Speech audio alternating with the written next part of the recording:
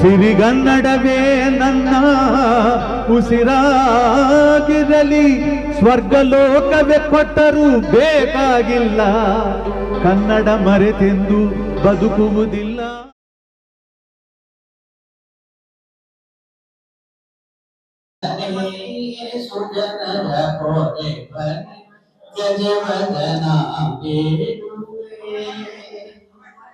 ಪಾಶಾಂಕುಶಧರ ಪರಮ ಪವಿತ್ರ, ಪಾಶಾಂಕುಶಧರ ಪರಮ ಪವಿತ್ರ, ಮೂಷಕವಾಹನ ಮುನಿಜನ ಪ್ರೇಮ ಗಜವದನ ಬೇಗುವೆ, ಗಜವದನ ಬೇಗುವೆ, ಗಜವದನ ಬೇಗುವೆ. ಇನ್ನು ಮುಂದೆ ಇದೆ, ಅದೀಗ ಗಣಸುತಿ ಸದ್ಯಕ್ಕೆ ಸಾಕು. ಕಾರ್ಯಕ್ರಮವನ್ನು ಸಮಾರಂಭದಲ್ಲಿ ಪಂಚರತ್ನಗಳು ಇದ್ದಾರೆ ಅಂತ ಹೇಳಿ ನಾನು ಇಷ್ಟಪಡ್ತೀನಿ. ನಮ್ಮ ಅತಿಥಿಗಳನ್ನು ಯಾರಪ್ಪ ಈ ಕುತ್ಕೊಂಡು 10 ಜನರಲ್ಲಿ ಪಂಚರತ್ನಗಳು ಯಾರು ಹಾಗೆ ಅಂತ ನೋಡಿ. ಹಲವಾರು ಕ್ಷೇತ್ರಗಳಿಂದ ಮೊದಲನೇದಾಗಿ ನಾವು ನಮ್ಮ ಸರ್ವೋದಯ ಹಿರಿಯ ನಾಗರಿಕ ವೇದಿಕೆಯ ಉಪಾಧ್ಯಕ್ಷ ಸ್ಥಾನವನ್ನು ಅಲಂಕರಿಸಿರುವಂತಹ ಸನ್ಮಾನ್ಯ ಶ್ರೀ ಡಾಕ್ಟರ್ ದೊಡ್ಡಯ್ಯನವರು ಶೈಕ್ಷಣಿಕ ಕ್ಷೇತ್ರದಿಂದ, ವಿದ್ಯಾರ್ಥಿ ಕ್ಷೇತ್ರದಿಂದ ಹಲವಾರು ಸಾಧನೆಗಳನ್ನ ಮಾಡಿ ರಾಜ್ಯ ಪ್ರಶಸ್ತಿಯನ್ನ ಪಡೆದು ಡಾಕ್ಟರೇಟ್ ಪಡೆದಿರುವಂತಹ ಮಹನೀಯರಿದ್ದಾರೆ. ಅವರಿಗೆ ನೀವೆಲ್ಲರೂ ಕೂಡ ಒಂದು ದೊಡ್ಡ ಚಪ್ಪಾಳೆ. ಮತ್ತೆ ಇನ್ನೊಬ್ಬ ಮಹಾ ವ್ಯಕ್ತಿ, ನಮ್ಮ ವೇದಿಕೆಯ ಸದಸ್ಯರು, ಮಹಾಪೋಷಕರು ಇಲ್ಲಿ ಇಲ್ಲ, ಆದ್ರೂ ಕೂಡ ನಾನು ಇಷ್ಟಪಡ್ತೀನಿ. ಸನ್ಮಾನ್ಯ ಶ್ರೀ ಸಿ ಕೃಷ್ಣಪ್ಪನವರು ಕನ್ನಡ ನಾಡು ನುಡಿಗಾಗಿ ಶ್ರಮಿಸಿದಂತಹ ಮಹಾನ್ ವ್ಯಕ್ತಿ. ಅವರು ಕೂಡ ಅವರ 87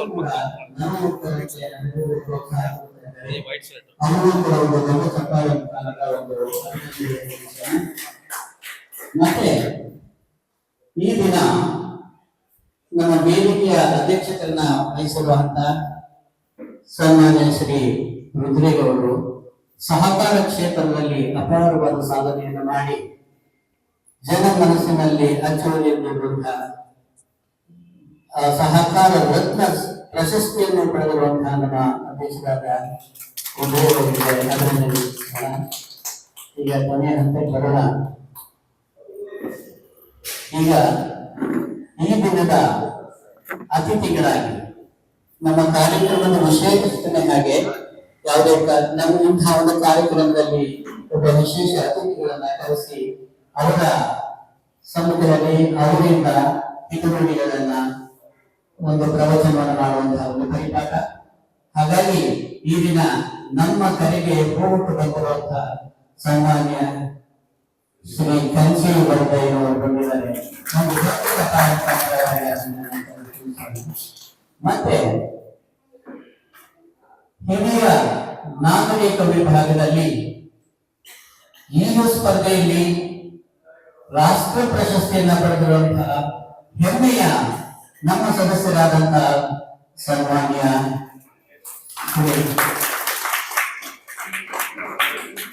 ಶೇಷಯ್ಯನವರಿಗೆ ಬೇಕಾದ್ರೆ ಇನ್ನೊಂದು ಸಾರಿ ದಯಮಾಡಿ ಒಂದು ದೊಡ್ಡ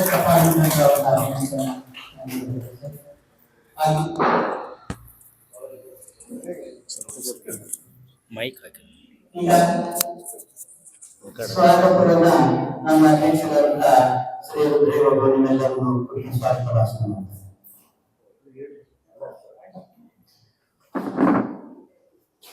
ಎಲ್ಲರಿಗೂ ನಮಸ್ಕಾರ.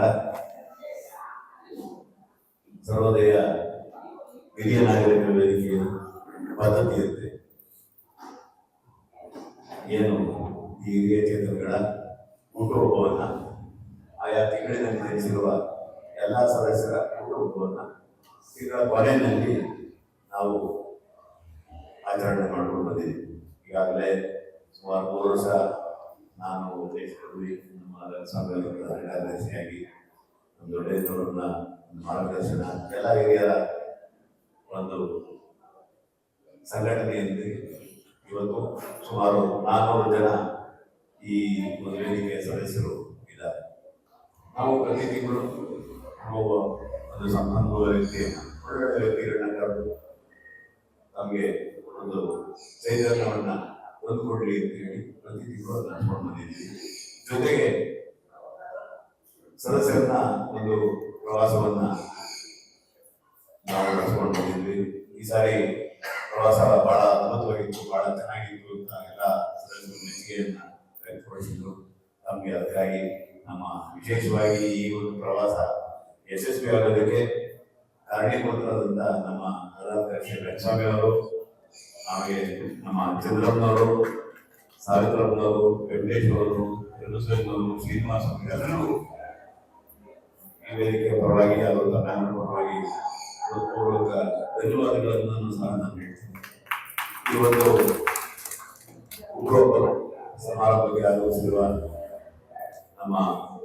ನಮ್ಮನ್ನೆಲ್ಲ ಉದ್ದೇಶಿಸಿ ಮಾರ್ಗದರ್ಶನ ಮಾಡಲಿಕ್ಕೆ ಬಂದಿರುವ ಹೆಚ್ಚಿನ ಜನರಿಗೆ ತಮ್ಮೆಲ್ಲರ ಪರವಾಗಿ ಹೃತ್ಪೂರ್ವಕ ಸ್ವಾಗತವನ್ನ ನಾನು ಕೋರ್ತಾ ಇದ್ದೀನಿ. ಹಾಗೆ ಈ ಒಂದು ಸಂದರ್ಭದಲ್ಲಿ ರಾಷ್ಟ್ರೀಯ ಮಟ್ಟದಲ್ಲಿ ಹಿರಿಯರ ವಿಭಾಗದ ಈಜು ಸ್ಪರ್ಧೆಯಲ್ಲಿ ಪ್ರಶಸ್ತಿಯನ್ನು ಪಡೆದಂತಹ ನಮ್ಮ ಶ್ರೀ ಶೇಷೇಶ್ವರಗೂ ಸಹ ತಮ್ಮೆಲ್ಲರ ಪರವಾಗಿ ನಮ್ಮ ಉಪಾಧ್ಯಕ್ಷರು, ರಾಷ್ಟ್ರ ಪ್ರಶಸ್ತಿ ವಿಜೇತರು ಆದಂತಹ ಡಾಕ್ಟರ್ ದೊಡ್ಡೇಂದ್ರಗೂ ಸಹ ತಮ್ಮೆಲ್ಲರ ಪರವಾಗಿ ಸ್ವಾಗತವನ್ನು ಕೋರ್ತಾ ಇದ್ದೀವಿ.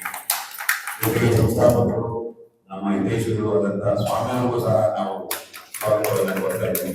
ಹಾಗೆ ವೇದಿಕೆಯ ಎಲ್ಲ ಪದಾಧಿಕಾರಿಗಳು, ಕಾರ್ಯಕಾರಿ ಸಮಿತಿ ಸದಸ್ಯರಿಗೂ ಹಾಗೂ ಇವತ್ತಿನ ಈ ಒಂದು ಹುಟ್ಟುಹಬ್ಬವನ್ನ ಈ ಸಂದರ್ಭದಲ್ಲಿ ನಮ್ಮ ಸಮ್ಮುಖದಲ್ಲಿ ಆಚರಿಸಿಕೊಳ್ಳಲು ಬಂದಿರುವಂತಹ ಎಲ್ಲ ಹಿರಿಯ ಜನರಿಗೆ ನಾನು ಗೌರವಪೂರ್ವಕವಾಗಿ ನನ್ನ ನಮಸ್ಕಾರಗಳು ಹಾಗೂ ಸ್ವಾಗತವನ್ನು ಕೋರುತ್ತೇನೆ. ಈಗ ಮುಂದಿನ ಉದ್ದೇಶಿಸಿ ಮಾತಾಡೋದಕ್ಕೆ ನಮ್ಮ ಪ್ರೀತಿಯವರಿಗೆ ನಮ್ಮ ಹಸ್ತಾಂತರ ಮಾಡ್ತೇನೆ. ಆಯುಷ್ಯಕ್ತಿ ಮನೆಮದ್ದು, ಸಂಧಿ ನೋವಿಗೆ ನೈಸರ್ಗಿಕ ಪರಿಹಾರ. ಸಂಧಿ ನೋವು, ಮೊಣಕಾಲು ನೋವು, ಬೆನ್ನು ನೋವು, ಕೈ ಕಾಲು ನೋವು ಕಾಡುತ್ತಿದೆಯೇ ನಿಮಗಾಗಿ 100% ನೈಸರ್ಗಿಕ ಮನೆಮದ್ದು. ಯಾವುದೇ ಅಡ್ಡ ಪರಿಣಾಮ ಇಲ್ಲ, ಹಳೆಯ ಸಂಧಿ ನೋವಿಗೂ ಉಪಯುಕ್ತ ಇದು. ಕೊನೆಯ ಅವಕಾಶ ಹಿಂದೆ ಉಪಯೋಗಿಸಿ ನೋಡಿ, ಉತ್ತಮ ಫಲಿತಾಂಶ ಖಾತರಿ.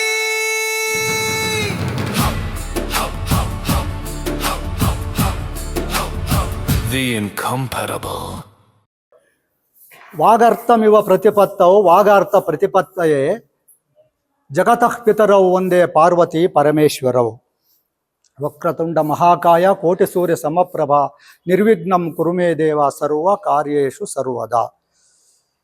ನಮಸ್ತೆ ಶಾರದಾ ದೇವಿ ಕಾಶ್ಮೀರ ಪುರವಾಸಿನಿ ತ್ವಾಮಹಂ ಪ್ರಾರ್ಥಯೇ ನಿತ್ಯಂ ವಿದ್ಯಾಂ ಬುದ್ಧಿಂಚ ದೇಹಿ ಮೇ.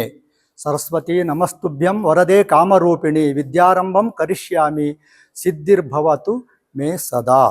ಯಾ ಕುಂದೇಂದು ತುಷಾರಹಾರ ಧವಳ ಯಾ ಶುಭ್ರ ವಸ್ತ್ರಾವೃತ ಯಾ ವೀಣಾ ವರದಂಡ ಮಂಡಿತಕರ ಯಾ ಶ್ವೇತ ಪದ್ಮಾಸನ ಯಾ ಬ್ರಹ್ಮಾಚ್ಯುತ ಶಂಕುರ ಪ್ರಭೃತಿಭಿಃ ದೇವೈಃ ಸದಾ ಪೂಜಿತ ಸಾ ಮಾಂ ಪಾತು ಭಗವತೀಂ ಸರಸ್ವತೀಂ ನಿಶೇಷ ಜಾಡ್ಯಾಪಹ.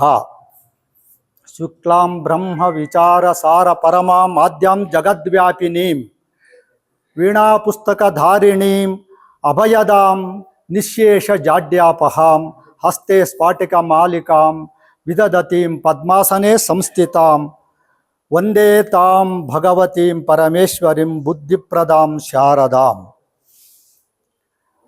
ಗುರುರ್ಬ್ರಹ್ಮ ಗುರುರ್ವಿಷ್ಣು ಗುರುರ್ದೇವೋ ಮಹೇಶ್ವರಃ ಗುರು ಸಾಕ್ಷಾತ್ ಪರಬ್ರಹ್ಮ ತಸ್ಮೈ ಶ್ರೀ ಗುರವೇ ನಮಃ. ಅಜ್ಞಾನತಿಮಿರಾಂಧಸ್ಯ ಜ್ಞಾನಾಂಜನ ಶಲಾಕಯ ಚಕ್ಷುರುನ್ಮೀಲಿತಂ ಯೇನ ತಸ್ಮೈ ಶ್ರೀ ಗುರವೇ ನಮಃ.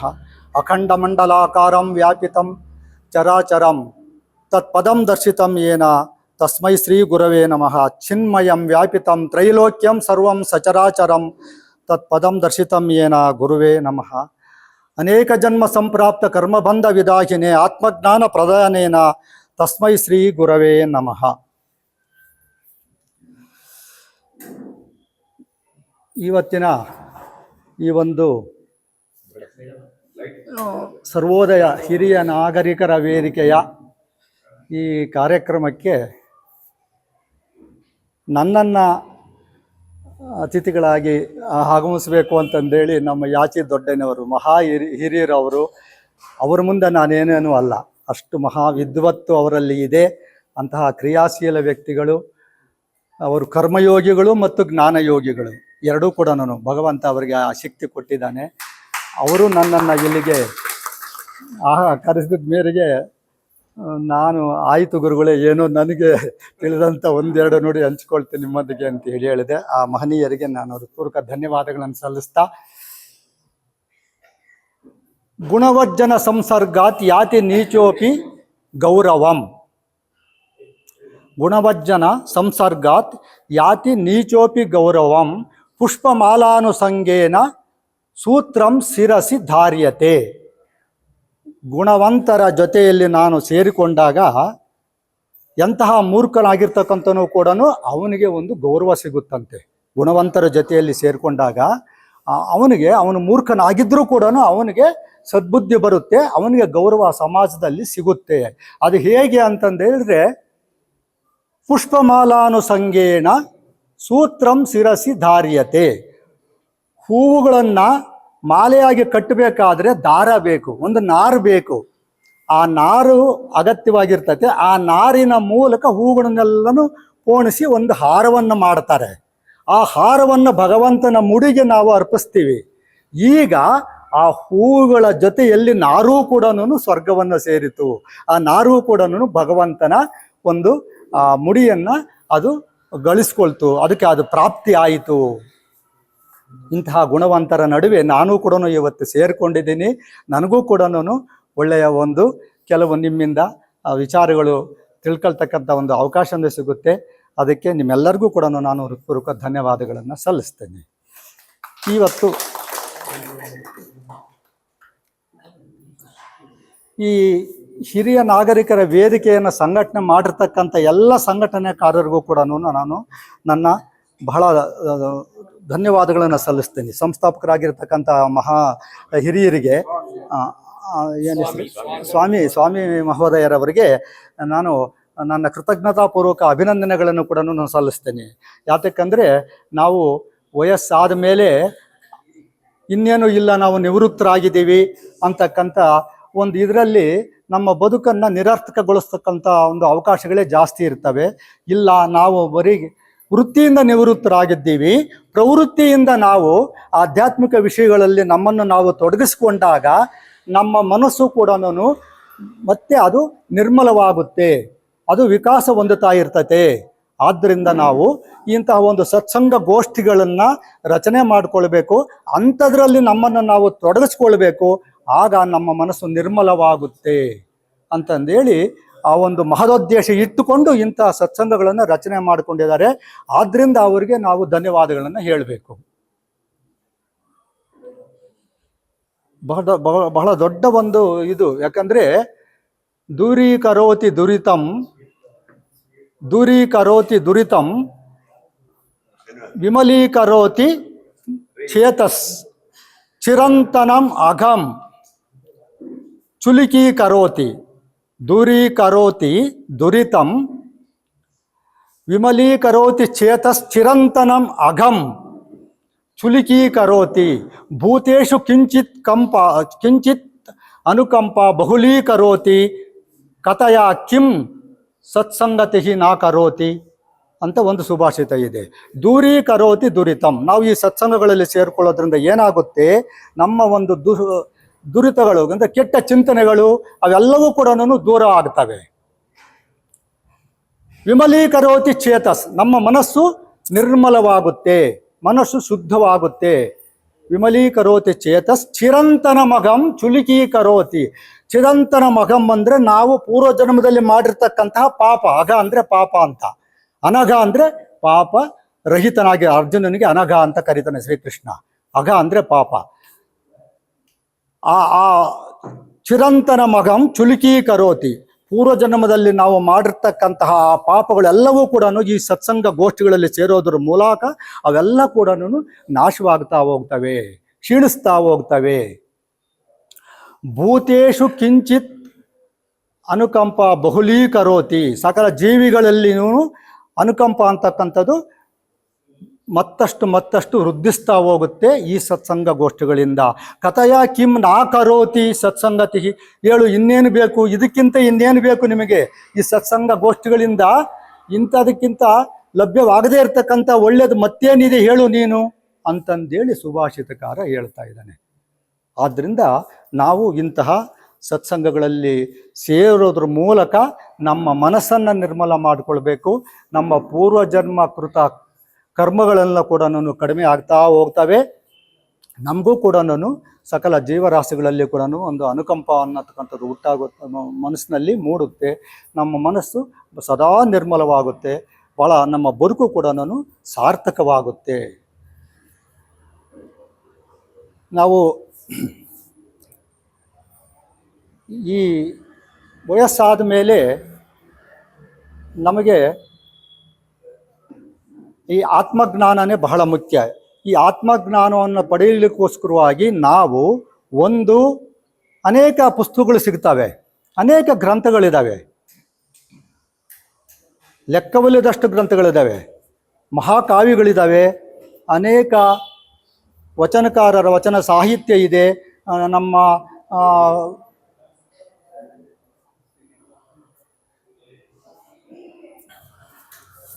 ಕನ್ನಡದಲ್ಲೇನೇ ಅನೇಕ ಕಾವ್ಯಗಳಿದ್ದಾವೆ. ಸಂಸ್ಕೃತದಲ್ಲಿ ಬಿಡಿ, ಸಂಸ್ಕೃತದಲ್ಲಿ ಅದು ಸಾಗರದಷ್ಟು ವಿಶಾಲವಾದಂತಹ ಗ್ರಂಥಗಳು ಅದರಲ್ಲೂ ಇದ್ದಾವೆ. ಇವುಗಳಲ್ಲಿ ಯಾವುದಾದ್ರೂ ಒಂದನ್ನು ಓದೋದ್ರ ಮೂಲಕ, ಯಾಕಂದರೆ ಪುಸ್ತಕಕ್ಕಿಂತ ನಮಗೆ ಅತ್ಯುತ್ತಮವಾದ ಗೆಳೆಯ ಮತ್ತೊಬ್ಬನಿಲ್ಲ. ಪುಸ್ತಕಕ್ಕಿಂತ ಶ್ರೇಷ್ಠನಾದ ಗೆಳೆಯ ನಮಗೆ ಮತ್ತೊಬ್ಬನಿಲ್ಲ. ಆ ಪುಸ್ತಕಗಳನ್ನು ಮೂಲಕ ನಾವು ನಮ್ಮ ಈ ಎಲ್ಲ ಚಿಂತನೆಗಳಿಂದ ನಾವು ವಿಮುಕ್ತರಾಗಬಹುದು, ನಾವು ನಮ್ಮ ಬದುಕನ್ನು ಸಾರ್ಥಕಪಡಿಸ್ಕೊಳ್ಬಹುದು. ಇಲ್ಲ ನಮಗೆ ಪುಸ್ತಕಗಳನ್ನು ಓದಲಿಕ್ಕೆ ಆಗಲಿಲ್ಲ ಅಂತಂದರೆ ಇಂಥ ಸತ್ಸಂಗ ಗೋಷ್ಠಿಗಳಲ್ಲಿ ಆದರೂ ಕೂಡ ಭಾಗವಹಿಸಿ ಅಲ್ಲಿ ಪುಸ್ತಕಗಳನ್ನು ಅಧ್ಯಯನ ಮಾಡತಕ್ಕಂತಹ ಮಹನೀಯರು ಇರ್ತಾರೆ. ಅವರು ಇಲ್ಲಿ ಆ ಪುಸ್ತಕಗಳಿರ್ತಕ್ಕಂಥ ಸಾರವನ್ನು ನಮಗೆ ತಿಳಿಸಿಕೊಡ್ತಾರೆ. ಆ ಮೂಲಕ ನಾವು ನಮ್ಮ ಬದುಕನ್ನು ಸಾರ್ಥಕ ಪಡಿಸ್ಕೊಳ್ಳಲಿಕ್ಕೆ ಒಂದು ಅವಕಾಶ ಇದೆ. ಯಾಕಂದರೆ ಅನೇಕ ಶಾಸ್ತ್ರಂ ಬಹುವೇದಿತವ್ಯಂ ಅಲ್ಪಶ್ಚ ಕಾಲೋ ಬಹುವಶ್ಚ ವಿಘ್ನಾಃ ಯತ್ ಸಾರಭೂತಂ ತದುಪಾಸಿತವ್ಯಂ ಹಂಸೋ ಯಥಾ ಕ್ಷೀರಂ ಇವಾಂಬು ಮಧ್ಯಾತ್ ಅಂತ ಒಂದು ಸಂಸ್ಕೃತ ಸುಭಾಷಿತ ಇದೆ. ಅನೇಕ ಶಾಸ್ತ್ರಂ ಬಹುವೇದಿತವ್ಯಂ, ಎಷ್ಟು ವೇದಗಳು, ಉಪನಿಷತ್ತುಗಳು, ಶಾಸ್ತ್ರಗಳು, 18 ಪುರಾಣಗಳು, ಮಹಾಕಾವ್ಯಗಳು, ಅವನ್ನೆಲ್ಲ ಆ ಸಾಗರ ನೋಡಿದರೆ ನಮ್ಮ ಕೈಲಿ ನಮ್ಮ ಇಡೀ ಇಷ್ಟು 100 ಜನ್ಮಗಳು ಎತ್ತಿದ್ರೂ ಕೂಡ ನಾವು ಅವನ್ನೆಲ್ಲವನ್ನು ಅಧ್ಯಯನ ಮಾಡಲಿಕ್ಕೆ ಸಾಧ್ಯನೇ ಇಲ್ಲ. ಅನೇಕ ಶಾಸ್ತ್ರಂ ಬಹುವೇದಿತವ್ಯಂ ಅಲ್ಪಶ್ಚ ಕಾಲೋ ಬಹವಶ್ಚ ವಿಘ್ನಾಃ. ಭಗವಂತ ನಮಗೆ ಕೊಟ್ಟಿರ್ತಕ್ಕಂಥ ಆಯುಷ್ ಎಷ್ಟು? ಕೇವಲ ಹೆಚ್ಚು ಅಂತಂದರೆ 100-110 ವರ್ಷ. ಅಲ್ಪಶ್ಚ ಕಾಲೋ, ಆ ಕಡಿಮೆಯ ಅವಧಿಯಲ್ಲಿ ಕೂಡ ಬಹುವಶ್ಚ ವಿಘ್ನಾಃ, ಅನೇಕ ವಿಘ್ನಗಳು ಇರ್ತವೆ. ನಮಗೆ ಕೊಟ್ಟಿರ್ತಕ್ಕಂಥ 100 ವರ್ಷ ಆಯುಷ್ನಲ್ಲಿ ಕೂಡ ಆ ಕಾಲಾವಧಿಯಲ್ಲಿ ಎಲ್ಲವೂ ಕೂಡ ಸುಲಲಿತವಾಗಿ ಇರ್ತೈತೆ, ಎಲ್ಲ ಕೂಡ ಸಂತೋಷಭರಿತವಾಗಿರುತ್ತೆ ಅಂತ ಹೇಳೋಕ್ಕಾಗೋದಿಲ್ಲ. ಬಹುವಶ್ಚ ವಿಘ್ನಾಃ, ಅನೇಕ ವಿಘ್ನಗಳು ಬರ್ತವೆ. ನಮಗೆ ಅನಾರೋಗ್ಯ ಉಂಟಾಗ್ಬೋದು, ಅಥವಾ ಯಾರೋ ನಮ್ಮ ಬಂಧು ಬಾಂಧವರಿಗೆ ಏನೋ ತೊಂದರೆ ಆಗಿರ್ಬೋದು, ಇನ್ನೊಬ್ರು ಯಾರೋ ಕಷ್ಟದಲ್ಲಿ ಭಾಗಿಯಾಗಿರ್ಬೋದು. ಆಗ ನಾವು ಸ್ಪಂದಿಸಬೇಕಾಗುತ್ತೆ. ನಾವು ಅಲ್ಲಿ ಹೋಗಿ ನಮ್ಮ ಕಾಲವನ್ನು ವ್ಯಯ ಮಾಡಬೇಕಾಗುತ್ತೆ. ಅಥವಾ ನಮಗೆ ಏನಾದರೂ ತೊಂದರೆ ಆದಾಗ ಅಲ್ಲಿ ಕೂಡ ಕಾಲ ವ್ಯಯ ಆಗ್ತಾ ಹೋಗ್ತಾ ಇರ್ತದೆ. ಅಲ್ಪಶ್ಚ ಕಾಲೋ ಬಹುವಶ್ಚ ವಿಘ್ನಾಃ. ಆದ್ದರಿಂದ ಏನು ಮಾಡಬೇಕು? ಯತ್ ಸಾರಭೂತಂ ತದುಪಾಸಿತವ್ಯಂ. ಅದೊಂದು ಜ್ಞಾನ ಸಾಗರ. ಆ ಜ್ಞಾನ ಸಾಗರದಲ್ಲಿ ಯಾವುದು ಸಾರಭೂತವಾಗಿರ್ತೈತೋ ಅದನ್ನು ಮಾತ್ರ ನಾವು ಗ್ರಹಿಸಿ ಓದಬೇಕು. ಯತ್ ಸಾರಭೂತಂ ತದ್ ಉಪಾಸಿತವ್ಯಂ. ಯಾವುದು ಹೆಚ್ಚು ಸಾರಭೂತವಾಗಿದೆ, ಯಾವುದು ನಮ್ಮ ಮನಸ್ಸಿಗೆ ಮುದ ನೀಡುತ್ತೆ, ಯಾವುದು ನಮ್ಮ ಮನಸ್ಸನ್ನು ಸಂತೋಷಗೊಳಿಸುತ್ತೆ, ಅಂಥದ್ದನ್ನು ಹುಡುಕಿ ನಾವು ಓದಬೇಕಾಗುತ್ತದೆ. ಹೇಗೆ ಅಂತಂದರೆ ಹಂಸೋ ಯಥಾ ಕ್ಷೀರಂ ಇವಾಂಬು ಮಧ್ಯಾತ್. ಹಂಸ ಪಕ್ಷಿಗೆ ಹಾಲು ಮತ್ತು ನೀರನ್ನು ಸೇರಿಸಿ ಒಂದು ಕೊಡದಲ್ಲಿ ಹಾಕಿ ಅಲ್ಲನ್ನು ಇಟ್ಟರೆ ಆ ಹಂಸ ಪಕ್ಷಿ ಹಾಲನ್ನು ಮಾತ್ರ ಹೀರುತ್ತೆ, ನೀರು ಅಲ್ಲೇ ಉಳಿಯುತ್ತೆ. ಆ ಭಗವಂತ ಹಂಸ ಪಕ್ಷಿಗೆ ಅಂತಹ ಅದ್ಭುತವಾದ ಶಕ್ತಿಯನ್ನು ಕೊಟ್ಟಿದ್ದಾನೆ.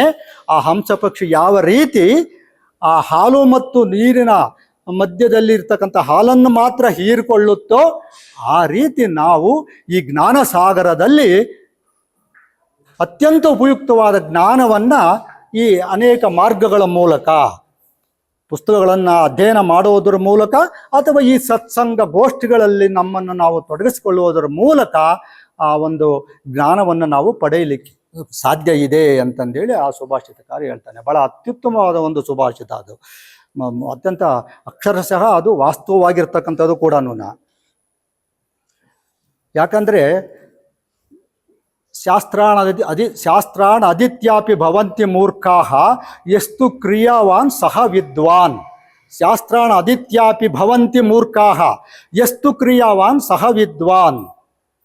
ಅನೇಕ ಶಾಸ್ತ್ರಗಳನ್ನು ಓದಿರ್ತಾರೆ, ಅನೇಕ ಶಾಸ್ತ್ರಗಳನ್ನು ಓದಿದ್ರೂ ಕೂಡ ಅಂಥವರು ಮೂರ್ಖರಾಗೇನೆ ಉಳಿದಿರ್ತಕ್ಕಂಥ ಸಾಧ್ಯತೆ ಇದೆ. ಎಷ್ಟು ಕ್ರಿಯಾವಾನ್ ಸಹ ವಿದ್ವಾನ್. ಯಾರು ತಮ್ಮನ್ನ ಕ್ರಿಯೆಯಲ್ಲಿ ತೊಡಗಿಸಿಕೊಳ್ತಾರೋ ಅಂಥವರು ವಿದ್ವಾಂಸರಾಗ್ತಾರೆ. ನಮ್ಮ ಯಾಚೆ ದೊಡ್ಡಯ್ಯ ಮಹೋದಯರವರು ಅನೇಕ ಶಾಸ್ತ್ರಗಳನ್ನು ಅಧ್ಯಯನ ಮಾಡಿದ್ದಾರೆ. ವಿದ್ವತ್ ಅವ್ರ ಹತ್ರ ಬಹಳಷ್ಟು ಇದೆ, ಆದರೆ ಅಷ್ಟಕ್ಕೆ ಅವ್ರು ನಿಲ್ಲಿಲ್ಲ. ಇಲ್ಲದ್ರೆ ಅವರು ಮೂರ್ಖರಾಗ್ತಿದ್ರೇನೋ. ಎಷ್ಟು ಕ್ರಿಯಾವಾನ್ ಸಹ ವಿದ್ವಾನ್.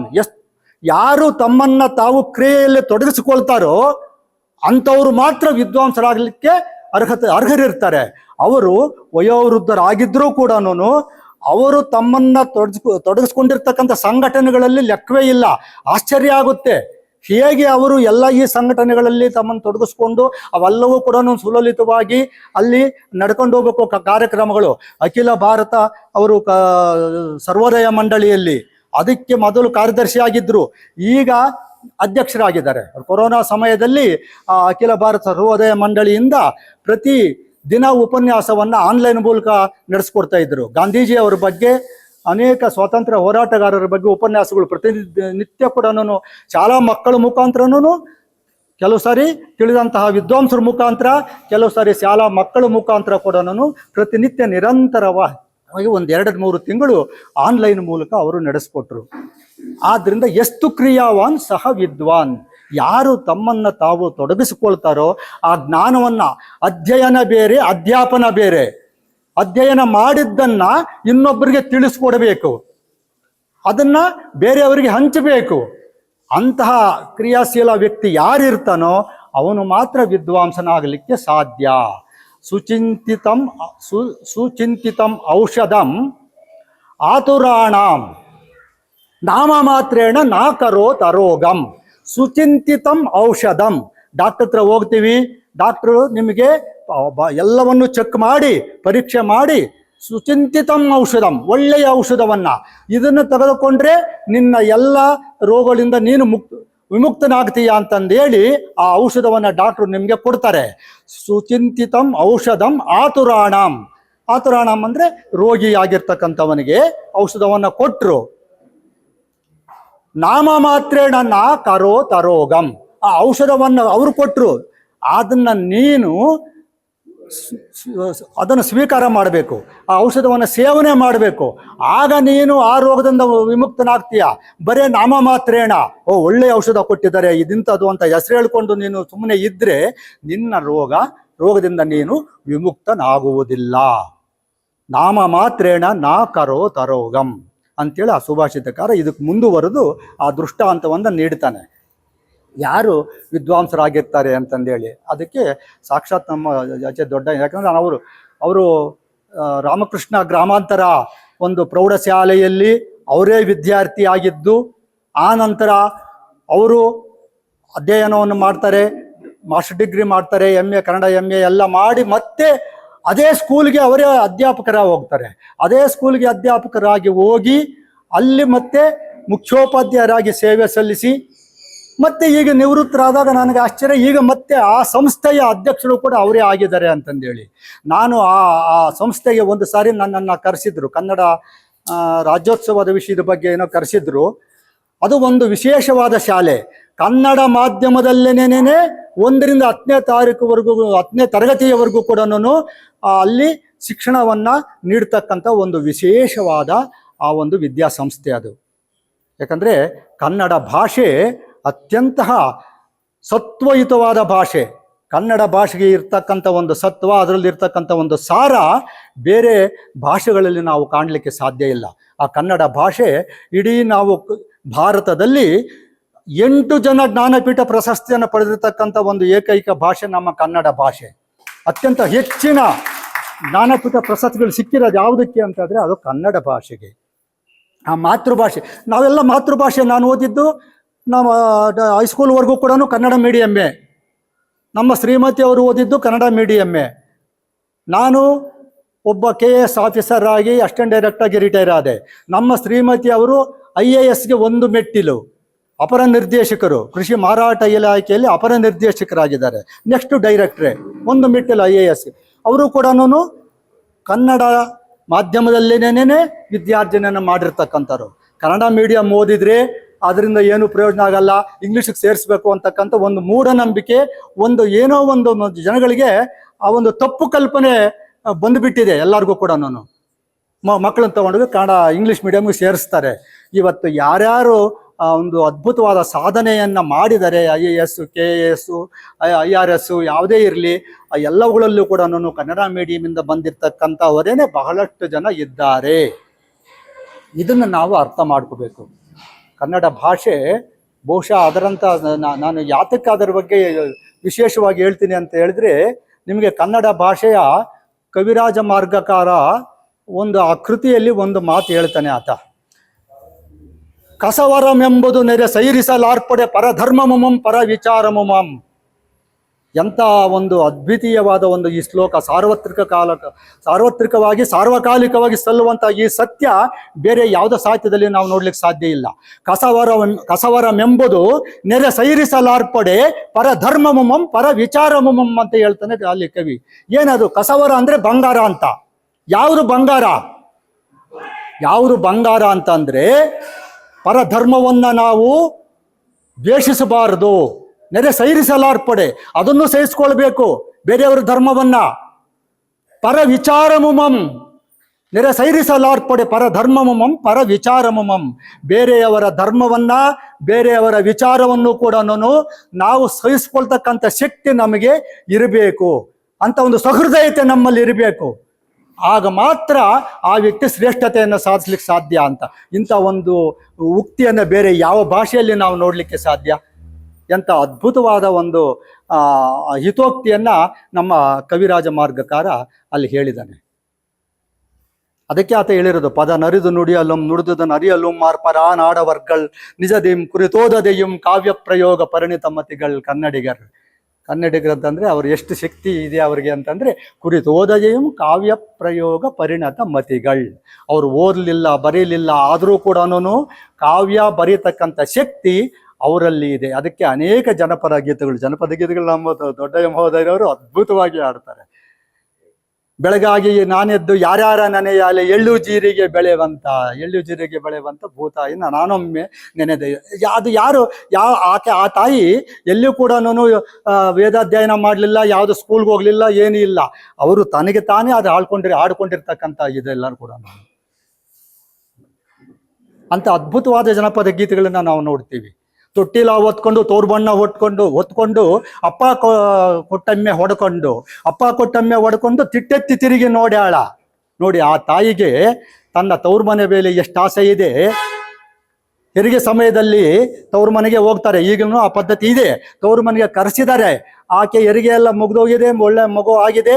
ಈಗ 8 ತಿಂಗಳು 9 ತಿಂಗಳು ಏನೋ ಆಗಿದೆ. ಈಗ ಗಂಡನ ಮನೆಗೆ ಕಳಿಸ್ಬೇಕಾದ್ರೆ ಅಪ್ಪ ಒಂದು ಎಮ್ಮೆ ಕೊಟ್ಟಿದ್ದಾನೆ, ತಾಯಿ ಒಂದು ಹೊಸ ಸೀರೆಯನ್ನು ಕೊಟ್ಟಿದ್ದಾರೆ.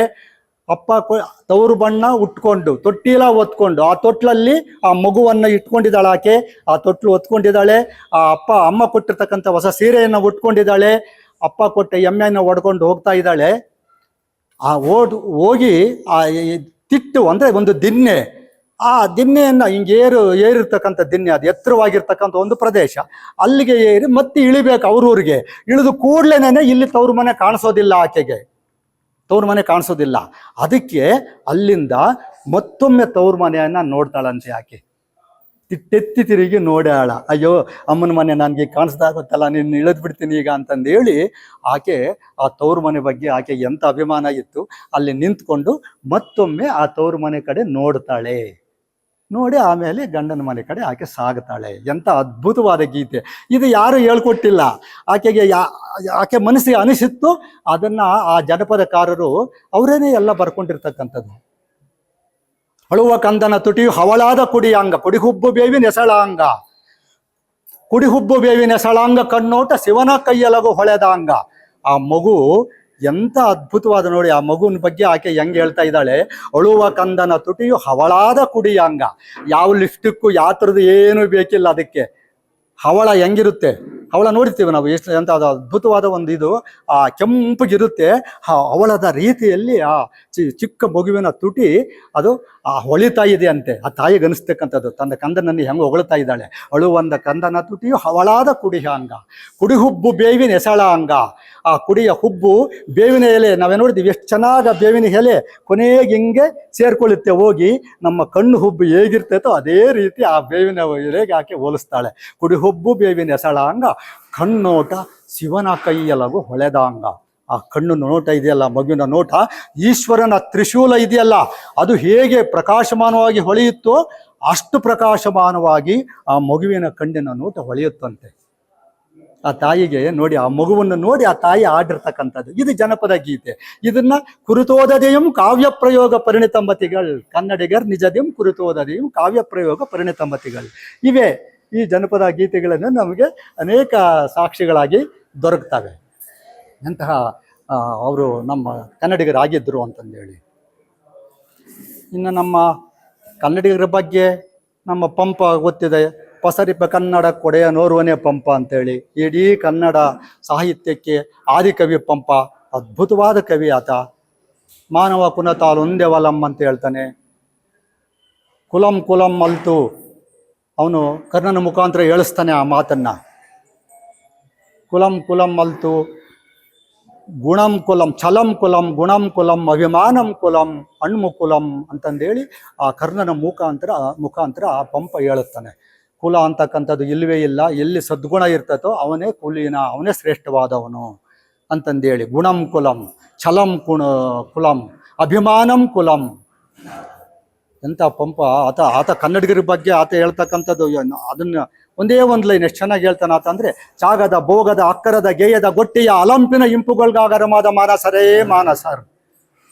ಒಂದೇ ಲೈನು ಇಡೀ ಕನ್ನಡಿಗರ ಗುಣವನ್ನು ಅದರಲ್ಲಿ ಒಂದು ಲೈನಲ್ಲಿ ಆತ ಹೇಳ್ಕೊಡ್ತಾನೆ. ತ್ಯಾಗದ ತ್ಯಾಗಿಗಳು ಕನ್ನಡಿಗರು, ತ್ಯಾಗಶೀಲರು. ಯಾರೋ ಕಷ್ಟದಲ್ಲಿದ್ದಾರೆ ಅಂತ ಅಂದರೆ ಅವರಿಗೆ ಸಹಾಯ ಮಾಡ್ತಕ್ಕಂತಹ ಆ ತ್ಯಾಗ ಬುದ್ಧಿ ಅವರಲ್ಲಿ ಇದೆ. ತ್ಯಾಗದ ಭೋಗದ, ಹಾಗೇನೆ ತಮಗೆ ಭಗವಂತ ಕೊಟ್ಟಿರ್ತಕ್ಕಂಥದ್ದನ್ನು ಭೋಗಿಸ್ತಕ್ಕಂಥ ಒಂದು ಇದು ಕೂಡ ಅವ್ರಿಗಿದೆ. ತ್ಯಾಗದ ಭೋಗದ ಗೇಯದ, ಸಂಗೀತದಲ್ಲಿ ಆಸಕ್ತಿಯನ್ನು ಹೊಂದಿರತಕ್ಕಂಥವ್ರು. ಗೇಯದ ಗೊಟ್ಟಿ ಅಂದರೆ ಇಂಥ ಗೋಷ್ಠಿಗಳು, ಇಂತಹ ಸತ್ಸಂಗ ಗೋಷ್ಠಿಗಳಲ್ಲಿ ಆಸಕ್ತರಾಗಿ ಅವರು ತೊಡಗಿಸ್ಕೊಳ್ತಕ್ಕಂಥ ಗುಣವಂತರು ಕನ್ನಡಿಗರು. ಗೇಯದ ಗೊಟ್ಟಿಯ ಅಲಂಪಿನ ಇಂಪುಗಳ್ಗಾಗರಮಾದ ಮಾನಸರೇ ಮಾನಸರು. ಇವೆಲ್ಲವಳಿಗೂ ಕೂಡ ಇವೆಲ್ಲವನ್ನು ಯಾರಲ್ಲಿ ಇರ್ತವೋ ಅಂಥ ಮನುಷ್ಯರೇ ನಿಜವಾದ ಮನುಷ್ಯರು. ಒಬ್ಬ ಮನುಷ್ಯನಾಗಿರ್ತಕ್ಕಂಥ ಗುಣಗಳು ಏನೇನು ಅಂತ ಹೇಳ್ತಾನೆ. ಆ ಗುಣಗಳೆಲ್ಲ ಕನ್ನಡಿಗರಲ್ಲಿ ಇದಾವೆ ಅಂತ ಹೇಳ್ತಾನೆ. ಅಂತಹ ಮನುಷ್ಯನಾಗಿ ನಾನು ಹುಟ್ಟಿದ್ರೆ ಪರವಾಗಿಲ್ಲ, ಹುಟ್ಟಲಿಲ್ಲ ಅಂದರೆ ಒಂದು ಮರುಕೋಗಿಲೆಯಾಗಿ, ಒಂದು ಕೋಗಿಲೆಯಾಗಾದರೂ ಹುಟ್ಟುವೆನು ಈ ಬನವಾಸಿ ದೇಶದೋಳ್ ಅಂತ ಹೇಳ್ತಾನೆ. ಆ ಕನ್ನಡ ನಾಡು ಅಂದರೆ ಬನವಾಸಿ ದೇಶ. ಅದರಲ್ಲಿ ನಾನು ಒಬ್ಬ ಮನುಷ್ಯನಾಗಿ ಹುಟ್ಟಲಿಕ್ಕೆ ಸಾಧ್ಯ ಇಲ್ಲ ಅಂತಂದರೆ ಒಂದು ಕೋಗಿಲೆಯಾಗಾದರೂ ನಾನು ಹುಟ್ಟಬೇಕು ಅಂತ ಪುಣ್ಯ ಭೂಮಿ ಈ ಕನ್ನಡ ನಾಡು ಅಂತಂದೇಳಿ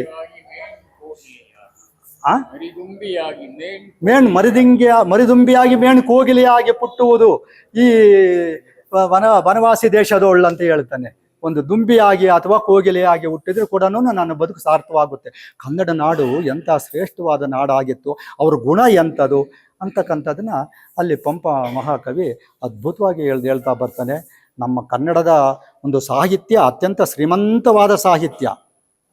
ಅಂತಹ ಶ್ರೀಮಂತವಾದ ಸಾಹಿತ್ಯ ಅನೇಕ ಕವಿಗಳು, ಚಂಪು ಮಹಾಕವಿಗಳು, ಪಂಪ, ರನ್ನ, ಜನ್ನ,